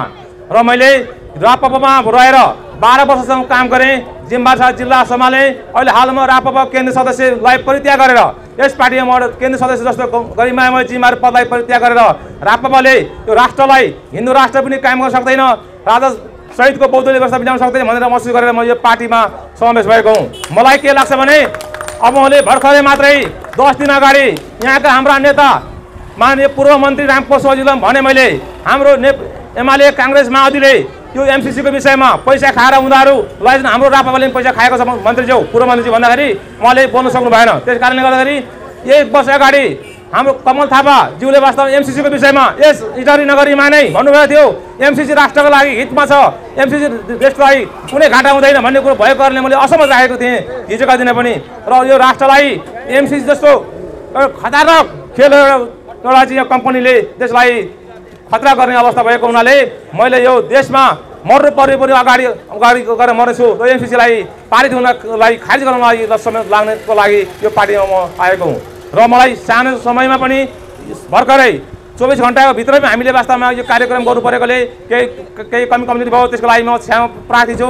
केही गर्ने कामहरू अझै हामीले व्यापक गर्न सक्नु पर्थ्यो र पनि एउटा यो नगरीमा इटरी जस्तो ठुलो नगरीमा वास्तवमा पूर्वाञ्चलको एउटा ठुलो नगरीमा यो कार्यक्रमको एउटा सुरुवात भएकोले यो देशव्यापी रूपमा यो कार्यक्रमले ऊर्जा लिनेछ र यो कार्यक्रम हाम्रो यो कार्यक्रमले वास्तवमा देश र जनताको लागि यो नेपालको लागि नेपाली पार्टीले भूमिका निर्वाह गर्नेछ। त्यसलाई हामीले कानमा कान राखेर अगाडि बढ्नुपर्नेछ। छोटो समयमा धेरै कुराहरू कार्यक्रमहरू गर्न सकेन, केही समयको अभाव भयो, केही ठाउँको स्थानको अभाव भयो। एउटा कोट सभा हो, कोट सभा भनेको यस्तै हो, केही कुराहरू कमी भएकोमा म क्षमा माग्दै सबै गुरुहरूसँग मेरो प्रमाण गर्दै नमस्कार गर्दै वास्तवमा क्षमा प्रार्थी हुँदै सबै गुरुहरू जस्तो यो पार्टीमा के अरे धर्म संस्कृतिमा आलिन हुँदै आस्थामान गुरुहरू समेत पार्टीमा रहेकोले मलाई गौरव छ, मलाई आशा छ यो देशमा चाँडैभन्दा चाँडै हिन्दू राष्ट्र राजासहितको प्रजातन्त्र र हाम्रो एमसिसी जस्ता खतरनाक यस्ता चाहिँ सन्धिहरू सम्झौताहरू खारिज हुनेछ भन्दै यी दुई शब्द टुकाउँछु। धन्यवाद। नमस्कार, म नेपालका लागि नेपाली पार्टीको केन्द्रीय सदस्य। आज हामीले साङ्केतिक विरोधको कार्यक्रम राखेका थियौँ। यो नेपालमा जुन एमसिसी परियोजनाको विषयमा अहिले जुन चर्चा परिचर्चा भइरहेको छ त्यसैको फलत त्यसैको विरोधको लागि यो कार्यक्रम हामीले आयोजना गरेका हौँ र यहाँ आज विशेष गरी यहाँका आम नागरिकहरूको बुझाइ यो जुन एमसिसीको विषयमा छ त्यो विषय एकदम तपाईको नेपाली नागरिकहरू यो प्रति अधिकांश नागरिकहरू असन्तुष्ट छन्। यस्ता घातक राष्ट्रघाती परियोजनाहरू नेपाल सरकारले ल्याउनु हुँदैन, अनुमोदन गर्नु हुँदैन भन्ने पक्षमा छन्। त्यस कारणले गर्दाखेरि यी दलाल तस्कर जो अहिले राष्ट्रिय राजनीतिमा उदाएका जुन नेताहरू छन् यिनीहरूले डलरको भाउमा यो देशमा एउटा राष्ट्रघाती सम्झौता गर्न लागिरहेका छन्। यसका विरुद्ध खबरदारी सभा एउटा हामीले सानो कोण सभा आयोजना गऱ्यौँ। तथापि पनि यहाँ जनताको माहौल सम्पूर्ण आम नेपाली नागरिकको चाहिँ जनसमर्थन हामीपट्टि रहेको सर्वविदितै छ। यसका लागि वास्तवमा यो नेपालमा एमसिसी जस्तो यो घातक राष्ट्रघाती परियोजना किन यी नेताहरू ल्याउन चाहिरहेका छन्? आम नेपाली नागरिकको चासो छ त्यसमा। यो जुन भ्रष्टाचारले चुर्लुममा रहेको यो देश आज यी भ्रष्टाचारीहरूले देश छिया पारिसकेका छन्। नेपाल आमा रोइरहेको यो अवस्थामा एउटा नेपाल जुन वैदिक सनातन हिन्दू राष्ट्र कायम रहेको देश आज यिनीहरूले धर्मनिरपेक्षता भनेर घोषणा गरे जो नेपाली जनताबाट अनुमोदित भइरहेको थिएन। यहाँ सङ्घीयता नेपाली जनताले चाहेका थिएनन्। यी नेताहरूले मध्यरातमा तपाईँको निर्णय गरेर सङ्घीयता धर्मनिरपेक्षता लगायत एमसिसी पनि यिनीहरूले मध्यरातमा पास गर्ने अवस्थामा लागि परिरहेका छन्। यी सबैले प्रचण्ड, केपी ओली, माधव नेपाल, झलनाथ शेरबहादुर जस्ता यी नेता भनाउँदाहरूले केही रकम लिइसकेको हामीले सुनेका छौँ, बुझेका छौँ। यसकारण यिनीहरू मरिहत्ते गरेर लागि परिरहेका छन्। अहिले केपी ओलीले भनिरहेका छन् के अरे हामी अपोजिसनमा भएको कारणले हामी बोल्न मिल्दैन। यदि अपोजिसन नहुन्थ्यो भने के एमसिसी पारित गर्ने यिनीहरूको पनि चाहना रहेछ नि त। त्यस्तै हिजो मात्रै नेपाली काङ्ग्रेसका अहिलेका कानुन मन्त्री जी ज्ञानेन्द्र बहादुर कार्की यिनीको पालामा यो एमसिसी यिनीहरूले भित्राएको, यिनीहरूले सम्झौता गरेको। यिनी हिजो भन्दै थिए कुनै ठाउँमा एमसिसी पारित गर्नुपर्छ, जसरी पनि नेपाली जनताको भविष्य र भाग्य एमसिसीमा छ। ए नेता हो, तिमीहरूलाई नेपाल चुस्ता पुगेन। अब नेपाली जनता, नेपाल आमालाई बेच्न लागिरहेका छौ। अझ पनि नेपाली जनताहरू यिनीहरूकै पछि लागेर, झोलेकै पछि लागेर हिँड्नुपर्ने अवस्था मलाई अचम्म लागेर आउँछ। नेपाली जनता के हेरेर बस्दैछन्? नेपाली जनताहरू आउनुहोस्, अहिले हामी नेपालका लागि नेपाली पार्टी यो एजेन्डा लिएर, नेपाल राष्ट्रलाई लिएर, राष्ट्रवादी शक्तिहरूलाई एक बनाएर हामी हिँडिरहेका छौँ। नेपालमा धर्म, संस्कृति, राष्ट्रियता जोगाउनुपर्छ। नेपाली जनतालाई एउटा स्वतन्त्र मुलुक, राष्ट्रिय अखण्डतामा आँच आउने किसिमको विचार दिएर चाहिँ नेपाली जनतालाई जोगाउनुपर्छ। राष्ट्रियता, स्वाधीनताको रक्षा गर्नुपर्छ भन्ने पक्षमा हामी नेपालका लागि नेपाली पार्टी लागि परिरहेको छ। यसको लागि सुरुमा सङ्घर्ष हामीले गरिरहेका छौँ। अब फलत यो एक दिन यस्तो दिन आउनेछ जहाँ यो देशैभरि नेपालका लागि नेपाली पार्टीमा सम्पूर्ण नेपाली जनताहरू जो हिन्दू राष्ट्र चाहन्छन्, जो राज संस्था चाहन्छन् ती नेपाली जनताहरू एकताबद्ध भएर नेपालका लागि नेपाली पार्टीमा आबद्ध हुन चाहन्छन्। त्यसका लागि हाम्रो सम्पर्क कार्यालयहरू छ, हामीले स्थापित गरेका छौँ सम्पर्क कार्यालयहरू।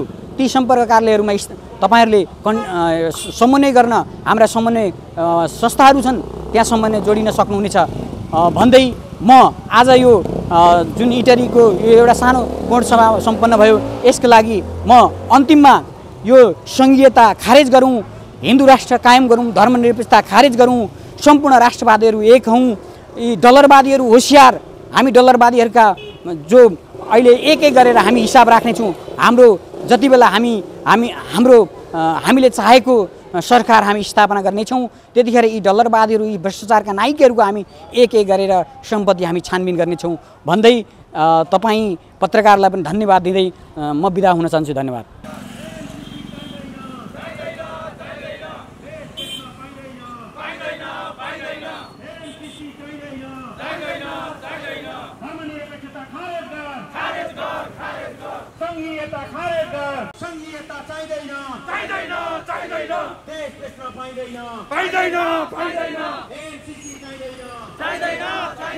हामी जुन पृथ्वीनारायण शाह हुँदाखेरि या हाम्रा जति पनि त्यस बेलाका वीर सपुतहरू थिए त्यस्तो ब्रिटिसर्सहरूको त्यस्तो इन्डियामा हुँदा पनि उहाँहरूलाई यो राष्ट्रलाई छुन सकेन हो। यो जुन स्वाभिमान छ, यो जुन तागत छ, यो तागतलाई हामीले नबुझ्ने, हामी आफ्नो गौरव गाथालाई बारम्बार चिन्तन नगर्ने हो। यो चिन्तन गराउनको लागि नै, यो कुराको बोध गराउनको लागि नै, यो कुरा तपाईको आत्मामा आत्मवत बनाउनको लागि नै यो पार्टी राष्ट्रको लागि एकदम हेर्नुस्। यसमा अहिले हामीले यही पार्टीहरूले जसले भने स्विजरल्यान्ड बनाइदिन्छु, शिक्षा र सबैलाई रोजगार दिन्छु, ती यावत कुराहरू भएको भए कुनै जरुरत थिएन। म पनि एउटा पेसा गरेर हुने हो, मेरो राष्ट्रिय अध्यक्षहरू जति पनि हामी छौँ। अब यो राजनीति भनेको निकम्माहरूको मात्रै यो काम गर्ने थलो होइन। हामी पेसागत रूपमा आफ्नो काम गर्दै यो राष्ट्रको लागि केही काम गर्छु, यस्तो सोच भएको यो पार्टी छ। र यसको विधानमा 13 र 14 नम्बरमा यस पार्टीको अध्यक्ष तपाईँ मेम्बर भए पनि नभए पनि तपाईँ प्राज्ञ हो, तपाईँ विद्वत वर्ग हो, तपाईँ गुरुजन हो, तपाईँले धर्म संस्कृति भाषाको लागि काम गर्नुभएको छ भने तपाईँ राष्ट्रिय सपूत हो। तपाईँलाई हामी अनर गर्छौँ। तपाईँको गाइडेन्स हामीलाई चाहिएको छ, तपाईँको मार्ग निर्देशन हामीलाई चाहिएको छ, हाम्रो राष्ट्रिय अध्यक्षलाई चाहिएको छ। उहाँ आफैमा केही पनि होइन, उहाँ पनि राष्ट्रिय जुन एउटा के भने जुन हाम्रो गाथाहरू छन्, जुन हाम्रा दिग्दर्शनहरू छन्, जुन हाम्रो सपुतहरूले दिए, जुन हाम्रो गुरुजनहरूले दिए, जुन हाम्रो पितृहरूले दिए, त्यसैमा हिँडेर त्यसैमा टेकेर तपाईँ यसको विधान हेर्नुहोस्, तपाईँले ड्रामेटिक चेन्जेसहरू पाउनुहुन्छ। र त्यस विधानलाई, त्यस स्थितिलाई हामीले टेकेर हिँडेनौँ भने हामीलाई गाइड गर्नको लागि हामी सबभन्दा पहिले, म समन्वयक समितिको संयोजक मोरङ जिल्लाको भने हिजो अस्ति मात्र हामीले धर्मसभा, धर्ममा जुन व्यक्तिहरू जसले मलाई गाइड गर्न सक्छ, जसले मलाई केही कुरा बताउन सक्छ, सिकाउन सक्छ हो, त्यस्ता व्यक्तिहरूको हामी धर्मसभा पनि, प्राज्ञ मञ्च पनि बनाइरहेको छौँ, विद्वत मञ्च बनाइरहेको छौँ, जहाँ कि अरू पार्टीहरूले त्यसको निषेध गरेका छन्, विद्वत वर्गलाई साइडमा राखेका छन्, बिकेका छन्। आज एमसीसी के हो भन्नुहोस् त? किन स्पष्ट यो सरकारबाट किन यो व्याख्या आउँदैन त? के हो कि उनीहरूले बुझाउनु पर्यो। अघि मैले पनि यही कुरा राखेँ, ज्ञानेन्द्र बहादुर कार्की जुन अर्थमन्त्री हुनुहुन्थ्यो, जसले यहाँलाई पास गराउनु भयो, उहाँले भन्नुहुन्छ यो 4 सालसम्म विवादमा रह्यो। किन विवादमा रह्यो? यसमा असत्यता थियो, झुट थियो, फरेब थियो। त्यस कारणले गर्दा एमसीसी पास हुनु हुँदैन। एमसीसी पास भएको खण्डमा तपाईँ हुन त के भने त्यस्ता सुपर पावरलाई यहाँ कसैले रोक्न सक्दैन, यो पनि एउटा आफ्नो ठाउँमा कुरो छ।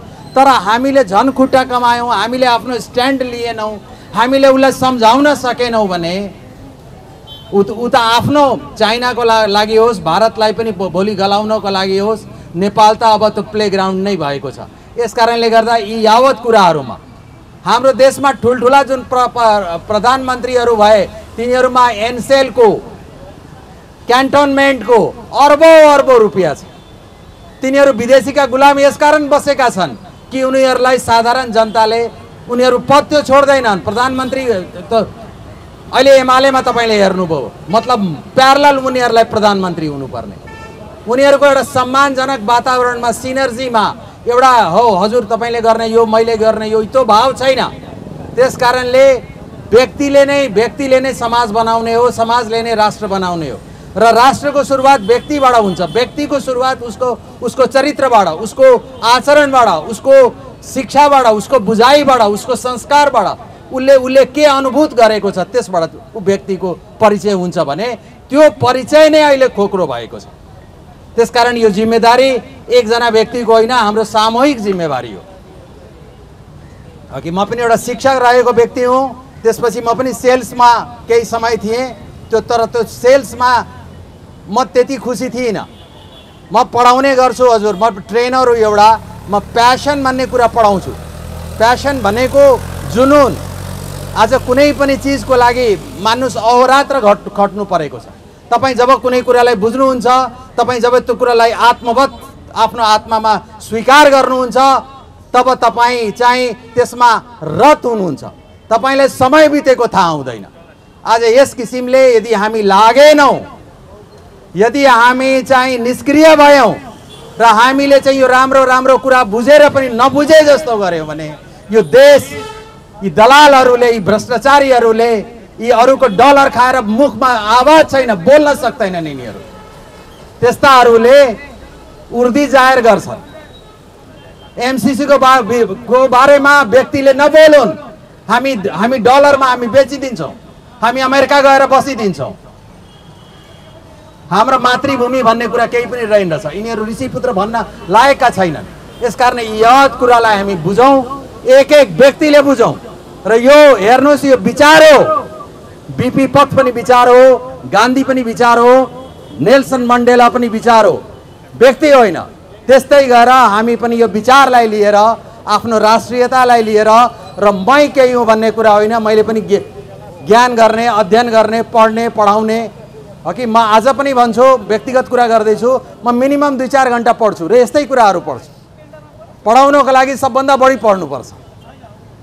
यस कारणले गर्दा म यी कुरालाई आफ्नो मनको मैले भावना हेर्नु, संसारमा दुईटा कुरा मात्र छ।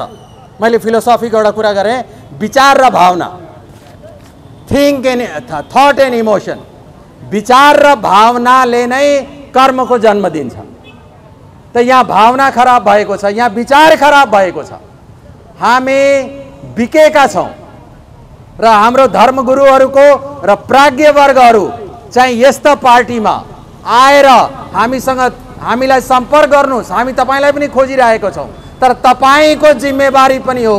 यदि नेपालको नेपाली पार्टीले जसरी यसको राष्ट्रिय अध्यक्षले विभिन्न मुद्दाहरूमा राष्ट्रिय मुद्दाहरू गरेर कि गिरिजा कोइरालादेखि लिएर टनकपुर काण्डदेखि लिएर यावत 10औं-20औं र लगातार उहाँ राष्ट्रलाई घात पर्ने कुरामा उहाँले मुद्दा गरेर, राष्ट्रिय मुद्दा गरेर जितेको छ।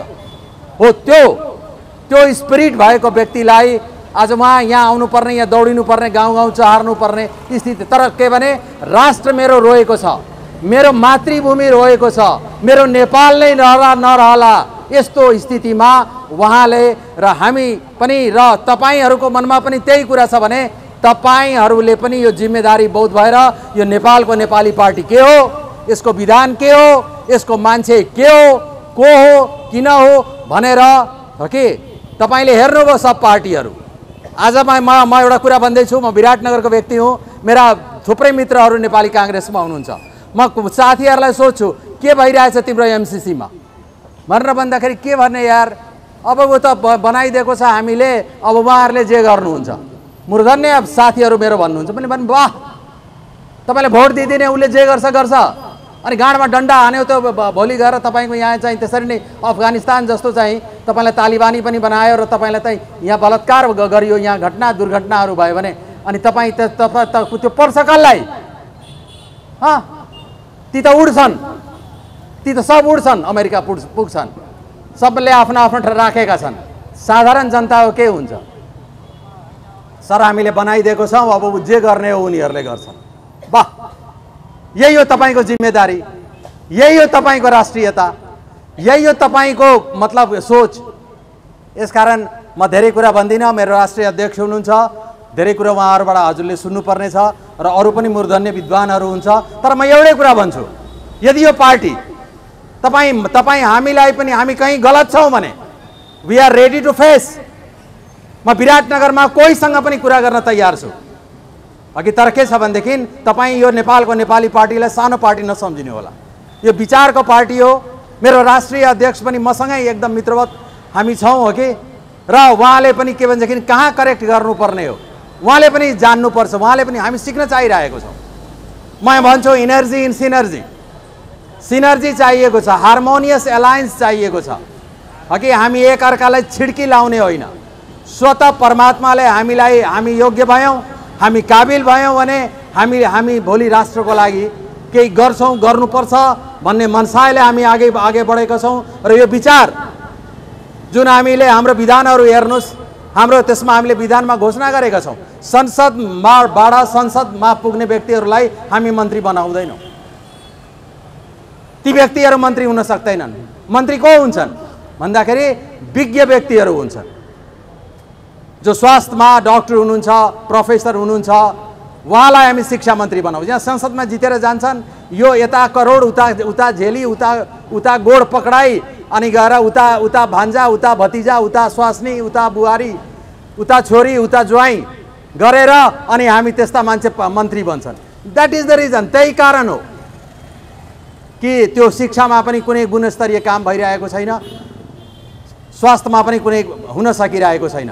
त यही यावत कुरामा यदि तपाईँ केही अनुभूत गर्नुहुन्छ, म आज दमक नगरपालिकामा म सबै मेरा मित्र भाइ दाजु आमा बुवा सबैलाई भन्दैछु, तपाईँ खोजी गर्नुहोस्, तपाईँ अगाडि बढ्नुहोस्। कि अङ्ग्रेजीमा एउटा भन्छ बी प्रोएक्टिभ। यो लिडरसिप क्वालिटी हो। हरेक व्यक्तिमा नेतृत्वको गुण छ। हरेक व्यक्ति युनिक छ, हरेक व्यक्ति स्पेशल छ, हरेक व्यक्ति एक्स्ट्रा अर्डिनरी छ। म पढाउँदाखेरि शिक्षकहरूलाई यो कुरा बताउँछु, every child is unique, every child is special, every child is extra ordinary. त्यसकारण सबैमा गुण छ, ममा मात्रै होइन, हरेक व्यक्तिमा छ। परमात्माको अंश भएको हरेक व्यक्तिले त्यो सत्यलाई बुझ्न सकिरहेको छ।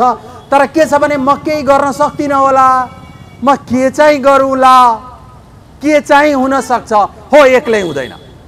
यसै कारण हो आज यसले एउटा प्रेसर ग्रुप बनाएर उहाँहरू 2 वर्ष 3 वर्षदेखि काम गर्दै हुनुहुन्थ्यो। अहिले हामीले अनुभूत गऱ्यौँ होइन, यसलाई एउटा पोलिटिकल पार्टी बनाएर पनि हामीले जानुपर्छ, तब हाम्रो कुरा सुनिन्छ। त्यसकारण 2-4 महिना भएको छ यो पार्टी जुडेको छ र मेरो यो अध्यक्षजीसँग पनि कुनै जान पहिचान होइन, कोही पनि होइन। र विचारको कारणले गर्दाखेरि म मोरङ जिल्लाको संयोजक भएको छु। त्यसरी नै जो व्यक्तिहरू यहाँ लाग्नु भएको छ, राप्रपाको केन्द्रीय सदस्य हुनुहुन्छ, उहाँले पनि होइन एजेन्डामा म यो पार्टीसँग छु, म यसको लागि काम गर्छु, उहाँलाई हामीले संयोजक बनाएको छौँ। मभन्दा राम्रो व्यक्ति आयो भने उहाँलाई पनि मैले स्थान दिनुपर्छ। हामी सिनर्जीमा विश्वास गर्छौँ, हामी सबैलाई सम्मान गर्नेछौँ। यदि त तपाईँ विश्वास गर्नुहोस् कि यहाँ तछाड मछाड हुनेवाला छैन। यसलाई विधानले पनि र यसलाई हामी वैदिक सनातन फिलोसफीमा यसलाई लान्छौँ र यसको लागि पनि हामीले प्रयास गरिरहेको छौँ।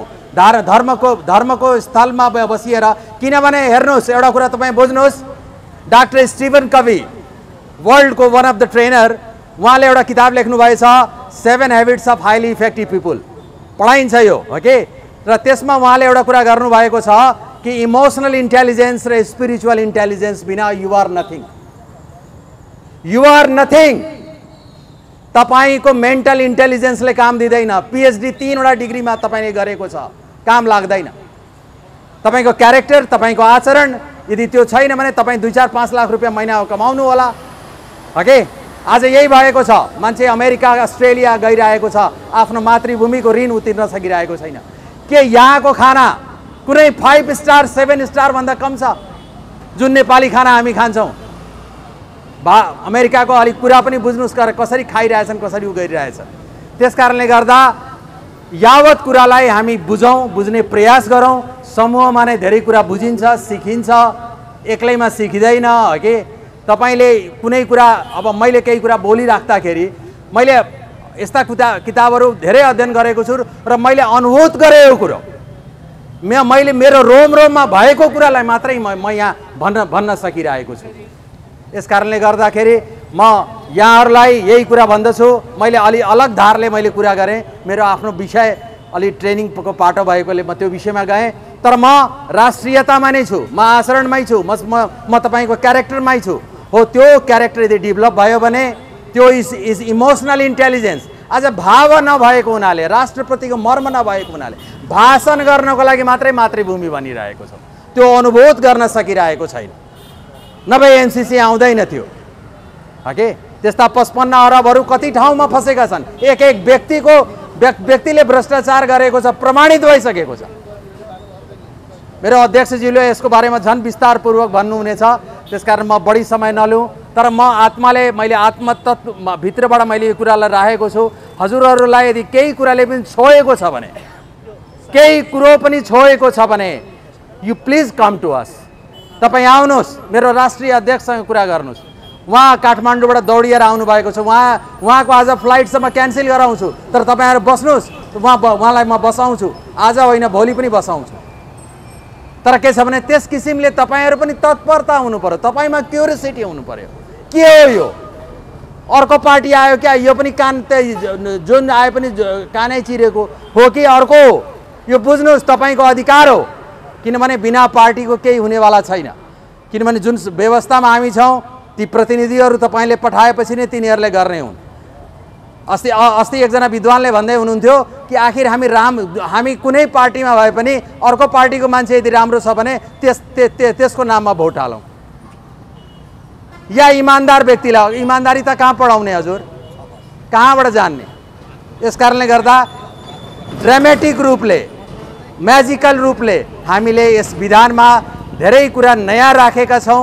धेरै कुरा समयमा आज 32 वर्षको अनुभव लिएर हामीले यसमा काम गरेको छौँ। तपाईँ पनि आएर यसको पार्ट हुनुहोस्, तपाईँ पनि यसमा भूमिका खेल्नुहोस्। तपाईँको पनि यो पार्टी हो, नेपाल तपाईँको पनि हो, नेपाली तपाईँ पनि हो, म मात्रै होइन, मेरो पार्टी मात्रै होइन। यी यावत कुरा भन्दै म आफ्नो छोटो वक्तव्य यी टुङ्ग्याउँछु।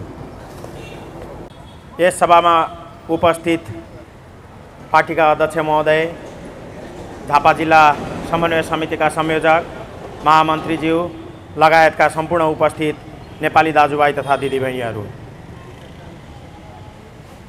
आज हरेक नेपाली बेचैन छ, आज हरेक नेपाली पीडित छ। हरेक नेपालीको घर घरको समस्या बनेको छ वैदेशिक रोजगार।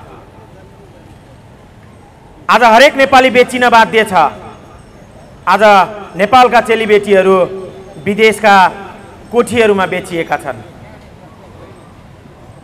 आज हाम्रो भाग्य र भविष्य निर्धारण गर्ने राज्य सत्ता नेपालीहरूको लागि काम गरिरहेको अवस्थामा छैन। आदरणीय दमक नगरवासी नेपाली दाजुभाइ तथा दिदीबहिनीहरू, तपाईँ हामीलाई अवगत नै छ, नेपाल सरकार अहिले एमसिसी जस्तो राष्ट्रघाती सम्झौता ल्याउन उद्यत छ। एउटा परियोजना जो एउटा विदेशी राष्ट्र, मित्र राष्ट्रले दिएको सहयोग हाम्रो लागि अपरिहार्य छ। तर त्यस्ता परियोजनाहरू जो नेपालको हितमा छैनन्, जी परियोजनाहरूका शर्तहरू जो नेपाल र नेपालीहरूको हितमा छैनन्, त्यस्तो सम्झौता ल्याउनका लागि हामीले नै पठाएका प्रतिनिधिहरू किन उद्यत छन्?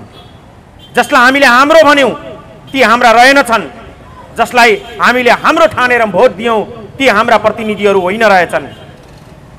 आदरणीय नेपाली दाजुभाइ तथा दिदीबहिनीहरू, तपाईँ हामीले चिन्नुपर्छ, एमसिसी जस्तो राष्ट्रघाती सम्झौता नेपालमाथि लादेर जो एउटा सामान्य सम्झौता हो, जसलाई संसदबाट नै पारित गरेर कानुन सरह लागू गर्न खोजिएको जुन छ, त्यो सम्झौताले हामी नेपालीहरूको भाग्य र भविष्य, हाम्रो नेपालको स्वाभिमान खोज्छ।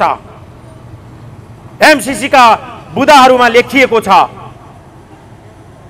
एमसिसी र नेपालको कानुन बाध्यमा एमसिसी को कानुन लागू हुने, नेपालको कानुन लागू नहुने, इतिहासमा हामीले तातो पानी खाएर वीर हाम्रा पुर्खाहरूले तातो पानी खाएर लाडा पानीको युद्ध लडेको इतिहास छ। नेपाली भनेको मरेर पनि इतिहास बनाउने जात हो। हाम्रो भक्ति थापाले छातीमा हाँसी हाँसी 72 वर्षको उमेरमा तोपको गोला खाएर देशका लागि मर्नु भएको थियो। अमरसिंह थापा, बलभद्र कुँवरले नाला पानीको युद्धमा लडेको इतिहास अंग्रेजहरूले नै बाध्य भएर शिलालेखमा लेखेका छन्। हाम्रा वीर शत्रु बलभद्र कुँवर। नेपाली मरेर पनि इतिहास बनाउन जानेको छ। त्यसकारणले यस्तो गौरवपूर्ण इतिहासलाई हामी क्षणभरमा मिलाउन कदापि पनि दिने छैनौं। राष्ट्रवादी नेपालीहरू जागिसकेका छन्। सम्पूर्ण नेपालीहरूले जागेर यो देशको संविधान जुन 2072 सालमा ल्याइएको छ यो नेपालीको हक र हितको अनुकूल छैन। धर्मनिरपेक्षता जो नेपालीको मागै होइन, संघीयता जुन नेपालीको माग नै होइन, गणतन्त्र नेपालीको माग नै होइन। 62-63 को आन्दोलनलाई गलत दिशा दिएर नेताहरूले हामीलाई झुक्क्याएर धर्मनिरपेक्षता जबरजस्ती ल्याउने जुन काम गरेका छन्, एक दिन नेपाली जनताले त्यसको हिसाब किताब खोज्नेछन्। यो संघीयता जो 100 रुपियाँको आम्दानी छ 124 रुपियाँ पैसा हामीले खर्च गर्नुपर्छ। जुन घर 100 रुपियाँको आम्दानी छ 124 रुपियाँ खर्च भइरहेको छ त्यो घर टिक्छ? टिक्दैन। हाम्रो देशको आम्दानी 9.5 खरब रुपियाँ पैसा छ, तर हाम्रो देशको साधारण खर्च करिबन 11 खर्ब छ। 2 खर्ब भन्दा पनि ज्यादा 2.5 खर्ब रुपियाँ पैसा ऋण लिएर यो देशको प्रशासन चलाउनु पर्छ भने यो संघीय व्यवस्था चल्छ?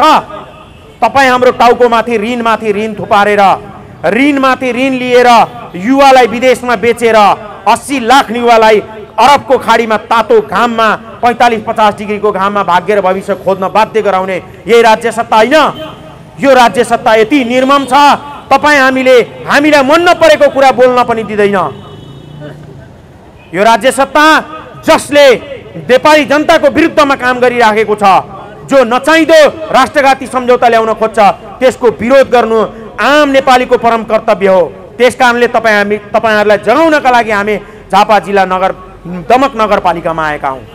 आदरणीय नगरवासीहरू, आदरणीय दमकवासीहरू, तपाईहरुले बुझ्नुपर्छ, तपाईहरुले यहाँबाट पठाएका 2/3 बहुमत जिताएर पठाएका केपी ओलीले कुर्सीका लागि आफ्नो पार्टी टुक्र्याए। उनीहरूले कुर्सीका लागि संसदहरू अहिले मर्यादा पालकहरूलाई कुकुर जस्तो टोक्ने छन्।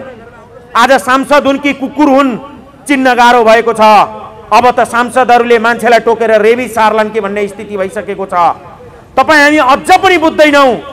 तपाई हाम्रो खोला नाला बेचिसके, तपाई हाम्रो नदी बेचियो, तपाई हाम्रा छोरी चेलीबेटी बेचियो, हरेक घरको युवा बेचिएको छ विदेशमा, तर पनि नेपालीको पुरपुरमा कहिले पनि घाम लाग्दैन भने नेपालीले खोजेकै के हो यहाँ बुझ्न सकिएको अवस्था छैन। जबसम्म नेपालीले यो कुरा बुझ्दैन, जबसम्म नेपालीले अहिले यो कुरा बुझ्छ, घरमा गएर फेरि कांग्रेसको झण्डा र कम्युनिस्टको झण्डा उठाउँछ, तबसम्म 100 वर्षसम्म पनि यो देशको हालत यस्तै हुन्छ। संसारको सबैभन्दा गरिब नागरिक भएर बाँच्नुपर्छ हामीले। आज हामी संसारको दोस्रो गरिब हौं, अफगानिस्तान पछाडिको दोस्रो गरिब हौं, हामी एसियाको सबैभन्दा ठूलो भ्रष्ट मुलुक हौं। कसले बनायो यो एसियाको सबैभन्दा ठूलो भ्रष्ट मुलुक? कसले बनायो? त्यो न मैले बनाएको हो न तपाईले बनाएको हो, यो व्यवस्थाले बनाएको हो। यो व्यवस्था सञ्चालन गर्ने यी नेताहरूले बनाएका हुन्। हरेक नेता भ्रष्ट छन्।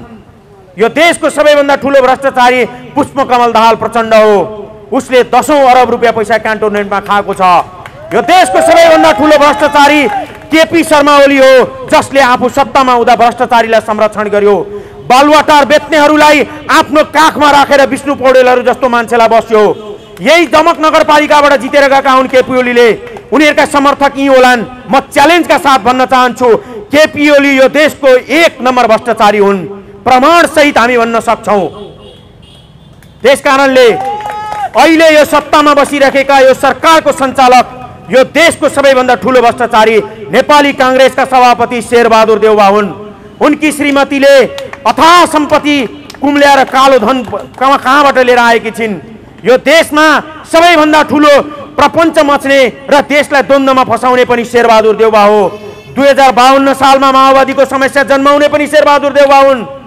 टाउको मूल्य तोक्ने पनि शेरबहादुर देउवा हुन्। आज त्यो टाउको मूल्य तोक्ने र टाउको मूल्य तोकिनेहरू पनि एकै ठाउँमा बसेर आज देशलाई लुटिराख्ने पनि उनीहरू नै हुन्। खेल हेर्नुस् कस्तो खेलियो। हिजो रण मैदानमा तपाईँ हामीलाई मारियो, 17,000 नेपाली नागरिकहरू मरे। मार्ने शेरबहादुर देउवाहरू, मराउने प्रचण्डहरू आज उनीहरू एकै ठाउँमा बसेर हँसुरिरहेका छन्। तपाईँ हामीले बुझ्नु पर्दैन, हाम्रो ज्यान पनि सस्तो भयो। हामी कतिसम्म लाचार भयौँ, मुख दर्शक भएर मरेको लास जसरी बसिरहेका छौँ। यो कुरालाई तपाईँ हामीले प्रतिवाद गर्ने जबसम्म हिम्मत गर्दैनौँ तबसम्म नेपाली जनताले जीवनभर सुख र समृद्धि भन्ने देख्न पाउँदैन। त्यो कालो अक्षरमा मात्रै देख्न पाउँछ, पार्टीको घोषणा पत्रमा मात्रै देख्न पाउँछ, तर समृद्धिको चाहना नेपाली जनताको कहिले पनि पुरा हुँदैन। जबसम्म नेपाली जनताले पुराना राजनीतिक दल, पुरानो विचार, माओवाद, मार्क्सवाद र गान्धीवाद यस्ता वादहरूको पछाडि हिँड्छ, हँसिया हतौडा जस्तो झण्डा लिएर हिँड्छ, राष्ट्रिय झण्डालाई बिर्सिन्छ, तबसम्म नेपाली जनताको कहिले पनि भलो हुँदैन। के पायौँ हामीले नेपाली काङ्ग्रेसलाई भोट दिएर? के पायो दमकवासीले केपी ओलीलाई भोट दिएर? तपाईँहरू एउटा दुईटा भ्यू टावर बनाउ भन्दैमा मक्ख पर्नुभएको होला। तपाईँलाई चक्लेट दिएर ठुलो डेरी मिल्क उसले खाइसक्यो, तपाईँलाई ललिपप दिएर उसले यो राज्य सत्ता लुटिसक्यो। हरेक नेपालीलाई बेच्ने पुष्पकमल दाहाल हो, प्रचण्ड हो, शेरबहादुर देउपा हो, केपी ओलीहरू हुन्, कमल थापाहरू हुन्।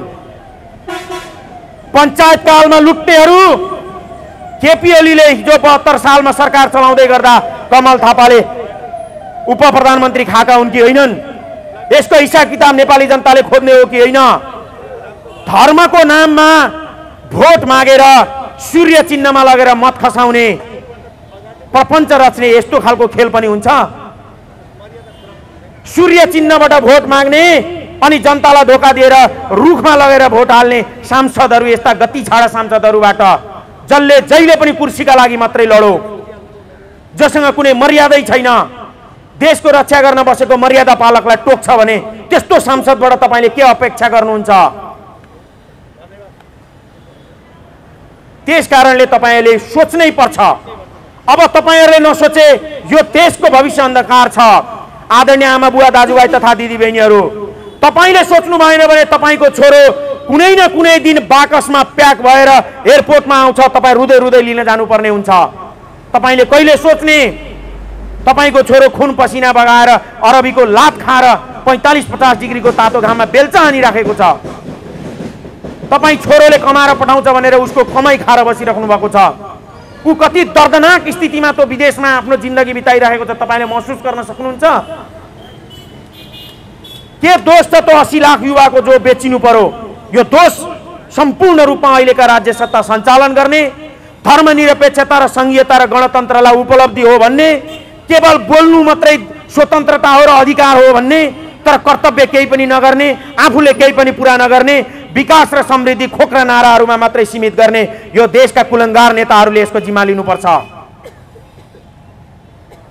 तपाईँले जबसम्म यो कुरा बुझ्नुहुन्न र यो कुरा नबुझेर तपाईँ जबसम्म तपाईँले अपनाउनु भएको त्यो पुरानो पार्टी काङ्ग्रेसलाई, तपाईँले अपनाउनु भएको त्यो पुरानो पार्टी एमालेलाई र तपाईँले लिँदै हिँड्नु भएको माओवादीलाई लिएर हिँड्नुहुन्छ, तबसम्म तपाईँले दुःखको दिन, हरेक दिन तपाईँको घरको चुलोमा दुःख आउने नै छ। अब तपाईँले तपाईँको सोचमा परिवर्तन गर्नुपर्छ, तपाईँको हिजोको विचारमा परिवर्तन गर्नुपर्छ। यो देश जसले बनायो, यो देशको एकीकरण जसले गर्यो, जुन विचारले नेपाल भन्ने देशलाई जन्म दियो, त्यो विचारमा अब तपाईँ गोलबद्ध हुनुपर्छ। त्यो विचार भनेको नेपालका लागि नेपालीले तपाईँहरूको घर आँगनमा लिएर आएको छ। त्यो विचार भनेको पृथ्वी पथ हो। पृथ्वीनारायण शाह जसले यो देशलाई एक बनाए, जसले यो देशलाई एकत्रित गरे, उनको शालिग तोडिन्छ भने यसको अर्थ के लाग्छ भन्दा एक भएर बसेका नेपालीहरूलाई टुक्रा टुक्रा पार्नुपर्छ भन्ने एक सन्देश जान्छ। पृथ्वीनारायण शाह जसको विचारलाई हामीले लिएर हिँडेका छौँ, जो विचार हिजो 250 वर्ष अगाडि पृथ्वीनारायण शाहले दिएको त्यो अमूल्य विचार आज पनि उति नै सान्दर्भिक छ। त्यही विचारमा नेपालीले एकबद्ध हुनुपर्छ र खण्डकर बनेर खण्डित बनाउन खोजिएको नेपाललाई पुनरेकीकरण गर्नुपर्छ भन्ने हाम्रो पार्टीको मान्यता हो। पुरानो विचार माओवाद, लेनिनवाद, मार्क्सवाद, गान्धीवाद, माओले कहिले यो देश देखेकै थिएनन्। मार्क्सले कहिले यो देश देखेकै थिएनन्। मार्क्स न हाम्रो काकापट्टिको साइनो पर्छ न आमापट्टिको साइनो पर्छ। मार्क्सलाई बिर्सिदिनुहोस्, पृथ्वीनारायण शाहलाई सम्झिनुहोस्, अनि मात्र यो देश बन्छ। तपाईँ अब फाल्गु नन्दलाई सम्झिनुहोस्, राजा जनकलाई सम्झिनुहोस्, तपाईँ अब विशेनगरजीलाई सम्झनुहोस्, तिनीहरूले के भनेका थिए यो देश बनाउनका लागि। तपाईँले एकचोटि ती पुर्खाहरूलाई सम्झिनुहोस्। तपाईँ अमरसिंह थापाको वीरतालाई सम्झिनुहोस्, तपाईँ भक्ति थापाको वीरतालाई सम्झिनुहोस्, अनि तपाईँ आफू नेपाली हुनुहोस् पहिलोपल्ट, अनि मात्रै तपाईँ काङ्ग्रेस हो, अनि मात्रै तपाईँ कम्युनिस्ट हो। तपाईँ हामीले नेपाली हुन बिर्स्यौँ।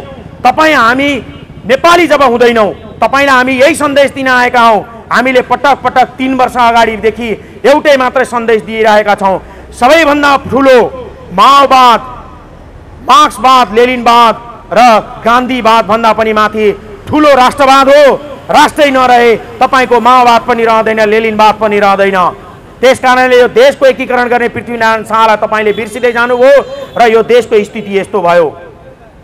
हिजोको दिनमा पृथ्वीनारायण शाहले जति बेला युद्ध लड्दै थिए त्यो बेला पनि काङ्ग्रेस एमाले भएको भए सायद युद्ध लड्न गाह्रो हुन्थ्यो होला। तपाईँ हामीलाई विभाजित गरिएको छ, त्यो विभाजनबाट तपाईँ उन्मुक्त हुनुहोस्। तपाईँको लोग्ने बेचिएको छ, हरेक दिदीबहिनीले सोच्नुपर्छ। तपाईँको लोग्नेलाई विदेशबाट तपाईँ नेपाल झिकाउन चाहनुहुन्छ भनेदेखि तपाईँले तपाईँको पुरानो पार्टीसँगको सम्बन्ध तोड्नुपर्छ। अब कुनै पनि हालतमा रुख चुनाव चिन्ह र सूर्य चुनाव चिन्हमा र हँसिया हतौडामा तपाईँले भोट हाल्नु भनेको तपाईँले आफ्नो भाग्यको आफै लुटाउनु हो। तपाईँ हरेक महिलाले आफैलाई आफै बलात्कृत बनाउनु हो, हरेक पुरुषले आफूलाई बेच्नु हो, हरेक युवाले आफूलाई बेच्नु हो। त्यस कारणले गर्दा धर्मको पनि संरक्षण गर्ने, राष्ट्रको पनि संरक्षण गर्ने, कसैलाई निषेध नगर्ने, सम्पूर्ण नेपालीहरूलाई एकत्रित बनाएर लिएर जानुपर्छ भन्ने राजावादीदेखि गणतन्त्रवादी सम्पूर्णलाई हटाउन सक्ने एक मात्रै सिद्धान्तको रूपमा लिएर हिँडेको पृथ्वीपथ नेपालका लागि नेपाली नै अबको निर्विकल्प एउटा मात्रै पार्टी हो भन्ने तपाईँले जबसम्म ठान्नुहुन्छ त्यति बेला मात्रै तपाईँ सफल हुनुहुनेछ। यस पार्टीका अध्यक्ष जसले 2047-48 सालदेखि महाकाली सन्धि जस्तो राष्ट्रघाती सम्झौतामा एक्लो मुद्दा लड्नुभयो, नागरिकताका हरेक किसिमका नागरिकता बाँड्न खोजिएका हरेक मुद्दाहरू ऐन कानुनलाई बदर गराउनु भयो। यस्ता राष्ट्रवादी व्यक्तित्व हिजो अस्तिसम्म खोला नाला बेच्नका लागि जुन अध्यादेश बजेट मार्फत ल्याइएको थियो, बजेटमा जुन व्यवस्था गरिएको थियो त्यसलाई पनि रोक्न सफल, अस्ति भर्खर ल्याइएको नागरिकता अध्यादेशलाई पनि रोक्न सफल, अहिलेको राष्ट्रघाती सम्झौता एमसीसीमा पनि मुद्दा हालेर एमसीसीलाई पनि रोक्नका लागि प्रयासरत हाम्रा राष्ट्रवादी व्यक्तित्व, एनसेलको मुद्दामा 72 अर्ब रुपियाँ पैसा नेपाल सरकारलाई दिलाउने त्यस्ता राष्ट्रवादी व्यक्तित्वहरूले नेतृत्व गरेको पार्टी हाम्रा पार्टीका अध्यक्ष बालकृष्ण न्यौपाने। यस्तो व्यक्तिलाई तपाईँले जबसम्म चिन्नुहुन्न, जबसम्म नेपाली जनताले राष्ट्रवादी र राष्ट्रघातीलाई चिन्दैन तबसम्म तपाईँ हाम्रो दुःखका दिन कहिले पनि जाँदैनन्। जनताले आफ्नो मानसिकतामा जबसम्म परिवर्तन गर्दैन तबसम्म देशले यस्तै अभिगत भोग्नुपर्छ। त्यस कारणले गर्दाखेरि तपाईँले अब यो दुईटा कुराको निर्णय गर्नुपर्छ कि तपाईँ राष्ट्रघातीको पक्षमा उभिनुपर्छ कि तपाईँ राष्ट्रवादीको पक्षमा उभिनुपर्छ। आजैबाट तपाईँले काङ्ग्रेस, एमाले, माओवादी यी राष्ट्रघाती जसले एमसीसी जस्तो राष्ट्रघाती सम्झौता ल्याएर तपाईँ हामीलाई दास बनाउन खोजिरहेका छन् तिनीहरूसँगको सम्बन्ध तपाईँले टुटाउनुपर्छ। एमसीसी जस्तो राष्ट्रघाती सम्झौता ठिक छैन, नागरिकता विधेयक, नागरिकता अध्यादेश जस्तो अध्यादेश नेपालका लागि ठिक छैन, नागरिकता चक्लेट बाँडे जस्तो बाँड्नु हुँदैन, यो देशको कल कारखाना उद्योग बेच्नेहरूलाई कारवाही गर्नुपर्छ, पञ्चायत कालदेखि सत्तामा बस्नेको सम्पत्ति छानबिन गर्नुपर्छ र यो देशको गरिबी निवारण गर्नुपर्छ भन्ने एक मात्र पार्टी नेपालका लागि नेपालीप्रति तपाईँ गोलबद्ध हुनैपर्छ र तपाईँ त्यति बेला मात्रै तपाईँले महसुस गर्नुहुनेछ वास्तवमा सरकार कसरी चलाउनु पर्दो रहेछ, शासन सत्ता कसरी चलाउनु पर्दो रहेछ भन्ने महसुस गर्नुहुन्छ जब तपाईँले यो देशका नामुद भ्रष्टाचारीहरूलाई तपाईँले जेलमा देख्नुहुनेछ। त्यसकारणले नेपालका लागि नेपालीको एउटै मात्रै मूल मन्त्र भनेको घुस दिने र घुस लिने भनेका यो देशका शत्रु हुन्। घुस कसले दिइराखेको छ, कसले खाइराखेको छ? पुष्पकमल दाहाल, शेरबहादुर देउबा, प्रचण्ड यिनीहरू घुसियाहरूलाई तपाईँले जानी जानी चिनी चिनी पनि बुझ पचाउनुहुन्छ भने तपाईँहरूले पनि पाप गरिराख्नु भएको छ। यो पापको भागीदारी किन तपाईँ लिनुहुन्छ? नेताले कुम्ल्याएर सम्पत्ति कमाउँछ, तपाईँ हामीले भोट हालेर उसलाई किन वैधानिकता दिने? जबसम्म तपाईँले यो कुरा बुझ्नुहुन्न तबसम्म तपाईँ हाम्रो कहिले पनि कल्याण हुँदैन। समृद्धिका नारा दिन ठुलो कुरो होइन, किताब लेख्नु ठुलो कुरो होइन, यथार्थमा के छ त्यहाँ आउनुहोस्। यही दमक नगरपालिकामा पनि बेरोजु कति छ तपाईँलाई थाहा छ? करोडौँ रुपियाँ बेरोजु गरेर यहाँका नगरपालिकाका मेयरहरूले मोज मस्ती गरेर खाएर पचाएर तपाईँ हाम्रो सम्पत्ति तपाईँ हामीले तिरेको करमाथिको उनीहरूको मोज मस्ती कति दिनसम्म सहेर बस्ने? तपाईँ हामीले यिनीहरूलाई चोचोबाट खाएको मोचोबाट ननिकालुन्जेलसम्म तपाईँ हामीले छोड्नु हुँदैन। यी भ्रष्टहरूलाई म फेरि पनि भन्छु, यिनीहरूलाई चोचोबाट खाएको मोचोबाट ननिकालुन्जेलसम्म, यिनीहरूलाई जेल चलान नगरुन्जेलसम्म यो देशको कहिले पनि कल्याण हुँदैन। त्यही भएर एक स्वरमा तपाईँहरूले भन्नुपर्छ, भ्रष्टाचारी मुर्दाबाद, भ्रष्टाचारी मुर्दाबाद, एमसीसी चाहिँदैन, देश बेच्न पाइँदैन। सम्पूर्ण नेपाली जनताहरू, दमक नगरवासीहरूमा म नेपालका लागि नेपाली पार्टीको तर्फबाट उपस्थितिका लागि हार्दिक धन्यवाद ज्ञापन गर्दै म आफ्ना 2-4 शब्दहरू यही टुङ्ग्याउँछु। धन्यवाद। यस राष्ट्रका गद्दारहरूलाई मङ्गलमय शुभकामना सह उपस्थित हुनुहुने सम्पूर्ण जनसमुदायहरूलाई, श्रद्धेय उपस्थित गणहरू, अङ्ग्रेजीमा एउटा सानो खिस्सा पढेको थिएँ, quality is best, quality is bad, quantity is best भन्ने पनि ठाउँ ठाउँ भेटिएको थियो। तर आज हामी यहाँ quantity is bad, quality is best भएर बसेका छौँ। आजभन्दा ठिक 16 वर्ष अगाडि यही दुईटा बर र पिपलको बिचमा 2062 को जनआन्दोलनका बेला हामीले आएर यहाँ वंशवादको विरोध गरेका थियौँ। हामीलाई बाल्यकालदेखि वंशवादको विरोध गर्नको लागि पारियो। वंशवादको विरोध गर्दाखेरि नेपालमा काया पलट हुन्छ भन्ने हामीले अपेक्षा गरेका थियौँ। तर होइन रहेछ, हामीले त गोलमालमा रुमलिएको रहेछ, हामीलाई अन्धकारमा पट्टी बाँधिएको रहेछ। वंशवादको विरोध गरेर सत्ता आफ्नो हातमा लिइसके पछाडि त तिनी वंशवादका विरोध गर्ने भाषाहरू सत्ता सञ्चालन गर्न पुगेका छन्। आज के परिवर्तन आयो देशमा? परिवर्तन केही देखिएन। तपाईँ मात्रै दुईटा कुराको लागि उपभोग भएका छौँ यहाँ। एउटा कुरो हामी करदाता भयौँ, अर्को कुरो हामी मतदाता मात्रै भइयो। करदाता र मतदाता भन्दा बाहेक हामी के हुन सकेका छौँ देशमा? त्यसैले जसरी हामी पृथ्वीनारायण शाहले राज्य एकीकरण गरेको बेलामा उहाँको नाम जसरी हामी लिएका छौँ, त्यसरी नै आज हामीले राष्ट्रघाती सम्झौताहरूलाई अदालतको माध्यमबाट दिनानुदिन परास्त गर्दै गर्दै लानुहुने हाम्रा नेपालका लागि नेपाली पार्टीका केन्द्रीय अध्यक्ष बालकृष्ण नेउपानेज्यूको हामीले पथलाई अनुसरण गर्न बाध्य हुनु परेको छ। यदि हिजोका दिनमा नेपाली काङ्ग्रेस कम्युनिस्टहरूले हामीलाई बोलेका कुराहरू पुरा गरिदिएको थियो भने आज हामीलाई यो पार्टीको आवश्यकता पर्ने थिएन। तपाईहरुसँग धेरैसँग म फेसबुकमा एड छुइनँ होला। फेसबुकमा एड भएपछि मलाई जतिखेर तपाईँ एउटा मेसेज गर्नुहोस्, म त्यसको रिप्लाई तत्काल गर्छु। 2 बजे गर्नुहोस् या 3 बजे गर्नुहोस्, 11 बजे गर्नुहोस् या 9 बजे गर्नुहोस्, म कुनै पनि मेसेजलाई म 1 मिनेटभन्दा बढी जान दिन्न। किन? राष्ट्रघाती एमसीसी देशमा प्रवेश गराएपछि जान्न सुख चाहिँ छैन, रातभरि निद्रा लाग्दैन। आज के हुने हो, भोलि के हुने हो, कतिखेर हामी विदेशी भइसक्ने हौँ, यही कुराले मलाई रात दिन पिरोलिरहन्छ। 62-63 को जनआन्दोलनकै बेला म 46 वर्षको थिएँ होला। त्यो बेला यही बर र पिपलको बिचमा उठेर विभिन्न खाले गीतहरूले जनमानसलाई आकर्षण गरिएको थियो। तर मेरो यो भाषण गर्ने विधा होइन। म आफू भाषण गरेर जानी नजानी भाषण गरेर म केही समय बर्बाद गर्न चाहन्न। आज हाम्रा जसरी पृथ्वीनारायण शाहलाई हामीले राज्य एकीकरणको मूर्धन्य व्यक्तित्वको रूपमा हामीले चित्रण गरेर उहाँको तस्बिरमा माल्यार्पण गरेका छौँ, त्यसरी नै नेपालका लागि नेपालीको अभियानका केन्द्रीय अध्यक्ष बालकृष्ण नेउपानेजीले देशमा आएका राष्ट्रघाती सम्झौताको बारेमा अदालतमा मुद्दा लडेर हामीलाई बचाइराख्नु भएको छ। त्यसैले त्यस्ता मूर्धन्य व्यक्तित्वको कुरा हामीले सुन्नुपर्छ। आज हाम्रो अहोभाग्य हो, आफ्नै छारीमा, आफ्नै बलेसीमा, आफ्नै करेसामा हामीले त्यस्ता मूर्धन्य व्यक्तित्वलाई पाएका छौँ।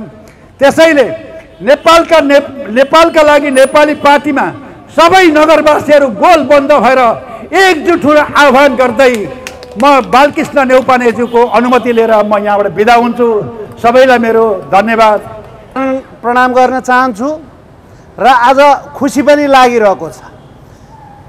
यो कालो दिवसको दिन यो झापाको दमकमा आएर राजनीतिका हरेक चाहिँ नि पहिलो पाइला चाल्ने ठाउँमा आएर बोल्न पाउँदा आफूलाई ज्यादै खुसी पनि लागेको छ, तर फेरि दुःख पनि लागेको छ। किनभने आज कालो दिन, त्यही कालो दिनमा फेरि आज एउटा अर्को खुसी लागेको दिन के छ भने आज सूर्य पनि उदाउन हाम्रो अगाडि डढाइरहेछ। रुख हेर्नुहोस्, रुखको पात पनि हल्लेको छैन। किनकि भने हामीसँग के भने शङ्ख छ। यो शङ्ख साधारण व्यक्तिले चलाएको शङ्ख होइन, यो भगवान कृष्णले युद्ध मैदानमा गएर धर्म रक्षार्थ बजाउनु भएको पञ्चजन्य शङ्ख हो। त्यो लिएर हामी आएको छौँ। त्यसले गर्दा सूर्य पनि डढाएको छ, रुखले हावा पनि के भने उ गर्न डढाइरहेको छ र भ्रष्टाचारीहरू व्याप्त भयो यो देशमा। देश बेच्नको लागि आमालाई बेच्न शुद्ध तयार हुने मान्छेहरू प्रशस्त भए। इतिहासको कुनै कालखण्डमा पृथ्वीनारायण शाह बहादुर शाहको पालामा दक्षिण एसियाकै सबैभन्दा शक्तिशाली राष्ट्र नेपाल आज हामी इतिहासबाट चाहिँ हराउन लाग्दैछौँ। यसको चाहिँ नि श्रेय जान्छ हाम्रा चाहिँ नि यी सबै। अब हुन त यहाँ हाम्रो मभन्दा अगाडिका पार्टीको चाहिँ नि प्रमुख सचिव सागर खड्काले भन्नुभयो यी पार्टीहरू नेपाली काङ्ग्रेस, एमाले, माओवादी, तर मैले यिनीहरूलाई पार्टी भन्दिनँ। यिनीहरू पार्टी होइन। अहिले नेपालमा एउटा मात्रै पार्टी छ, त्यो पार्टी भनेको नेपालका लागि नेपाली पार्टी, त्यसको चुनाव चिन्ह शङ्ख, त्यो मात्रै हो पार्टी जुन विभाजित छैन। त्यो पार्टीमा तपाईँ हुनुहुन्छ, म हुन्छु, उहाँ हुनुहुन्छ, उहाँ हुनुहुन्छ, सबैजना हामी छौँ। काङ्ग्रेस पार्टी होइन, गुट हो। त्यो सिटौला गुट छ, देउपा गुट छ, प्रत्येक गुटमा विभाजित छ। एमाले गुटमा विभाजित छ, माओवादी गुटमा विभाजित छ, राप्रपा गुटमा विभाजित छ। विभाजित नभएको भने एउटै मात्र पार्टी नेपालका लागि नेपाली। अब आउनुहोस्, अब धेरै छैन समय, ठुलो ठुलो हेरेर नबस्नुहोस्। र दमकवासीहरूलाई पनि म के भन्न चाहन्छु भने यो पसलमा बसेर ठुलो बसेर नसुन्नुहोस्, आउनुहोस् एकचोटि अगाडि। म नेपाल आर्मीमा 25 वर्ष सेवा गरेर अहिले पनि के भने घरमा बसेर म आनन्दको जीवन बिताउन सक्थेँ। तर के भने अहिले यो रहरले होइन, बाध्यतावश आएको नेपाल लुटेको हेरेर बस्न सक्दिनँ। हिजो बन्दुक बोकेको थिएँ, आज विचार बोकेर आएको छु। त्यो पनि के भने पृथ्वीनारायण शाहको दिव्य उपदेश। अब मार्क्सको विचारबाट होइन, लेनिनको विचारबाट होइन, माओको विचारबाट होइन, गान्धीको विचारबाट होइन, हाम्रा राष्ट्र निर्माताको विचारहरू छन्। त्यो विचारबाट चाहिँ नि देश चल्नुपर्छ। अब मार्क्सको विचारलाई पृथ्वी पथले विस्थापित गर्छ। त्यसले गर्दा आउनुहोस्, एकचोटि हामीलाई हेर्नुहोस्, हामीलाई बुझ्नुहोस्। र म यो युवा भाइहरूलाई भन्छु, तिमीहरूसँग यहाँ राजनीति गर्न आएको होइन, हामी राजनीति गर्न आएको पनि होइन। र अब राजनीति गर्न तिमीहरूले सिक्नुपर्छ, तिमीहरूलाई सिकाउन आएको र राजनीतिको परिभाषा बदल्न आएको। राजनीति भने के राजनीति भनेको लुट्नलाई, जनतालाई लुट्नलाई हो, भ्रष्टाचार गर्नलाई हो। रात दिन हामी लुटिरहने, हेरिरहने, चुप लाएर बसिरहने कति दिनसम्म? र यो कुरो भाइहरूले बुझ्नुपर्छ, युवाहरूले।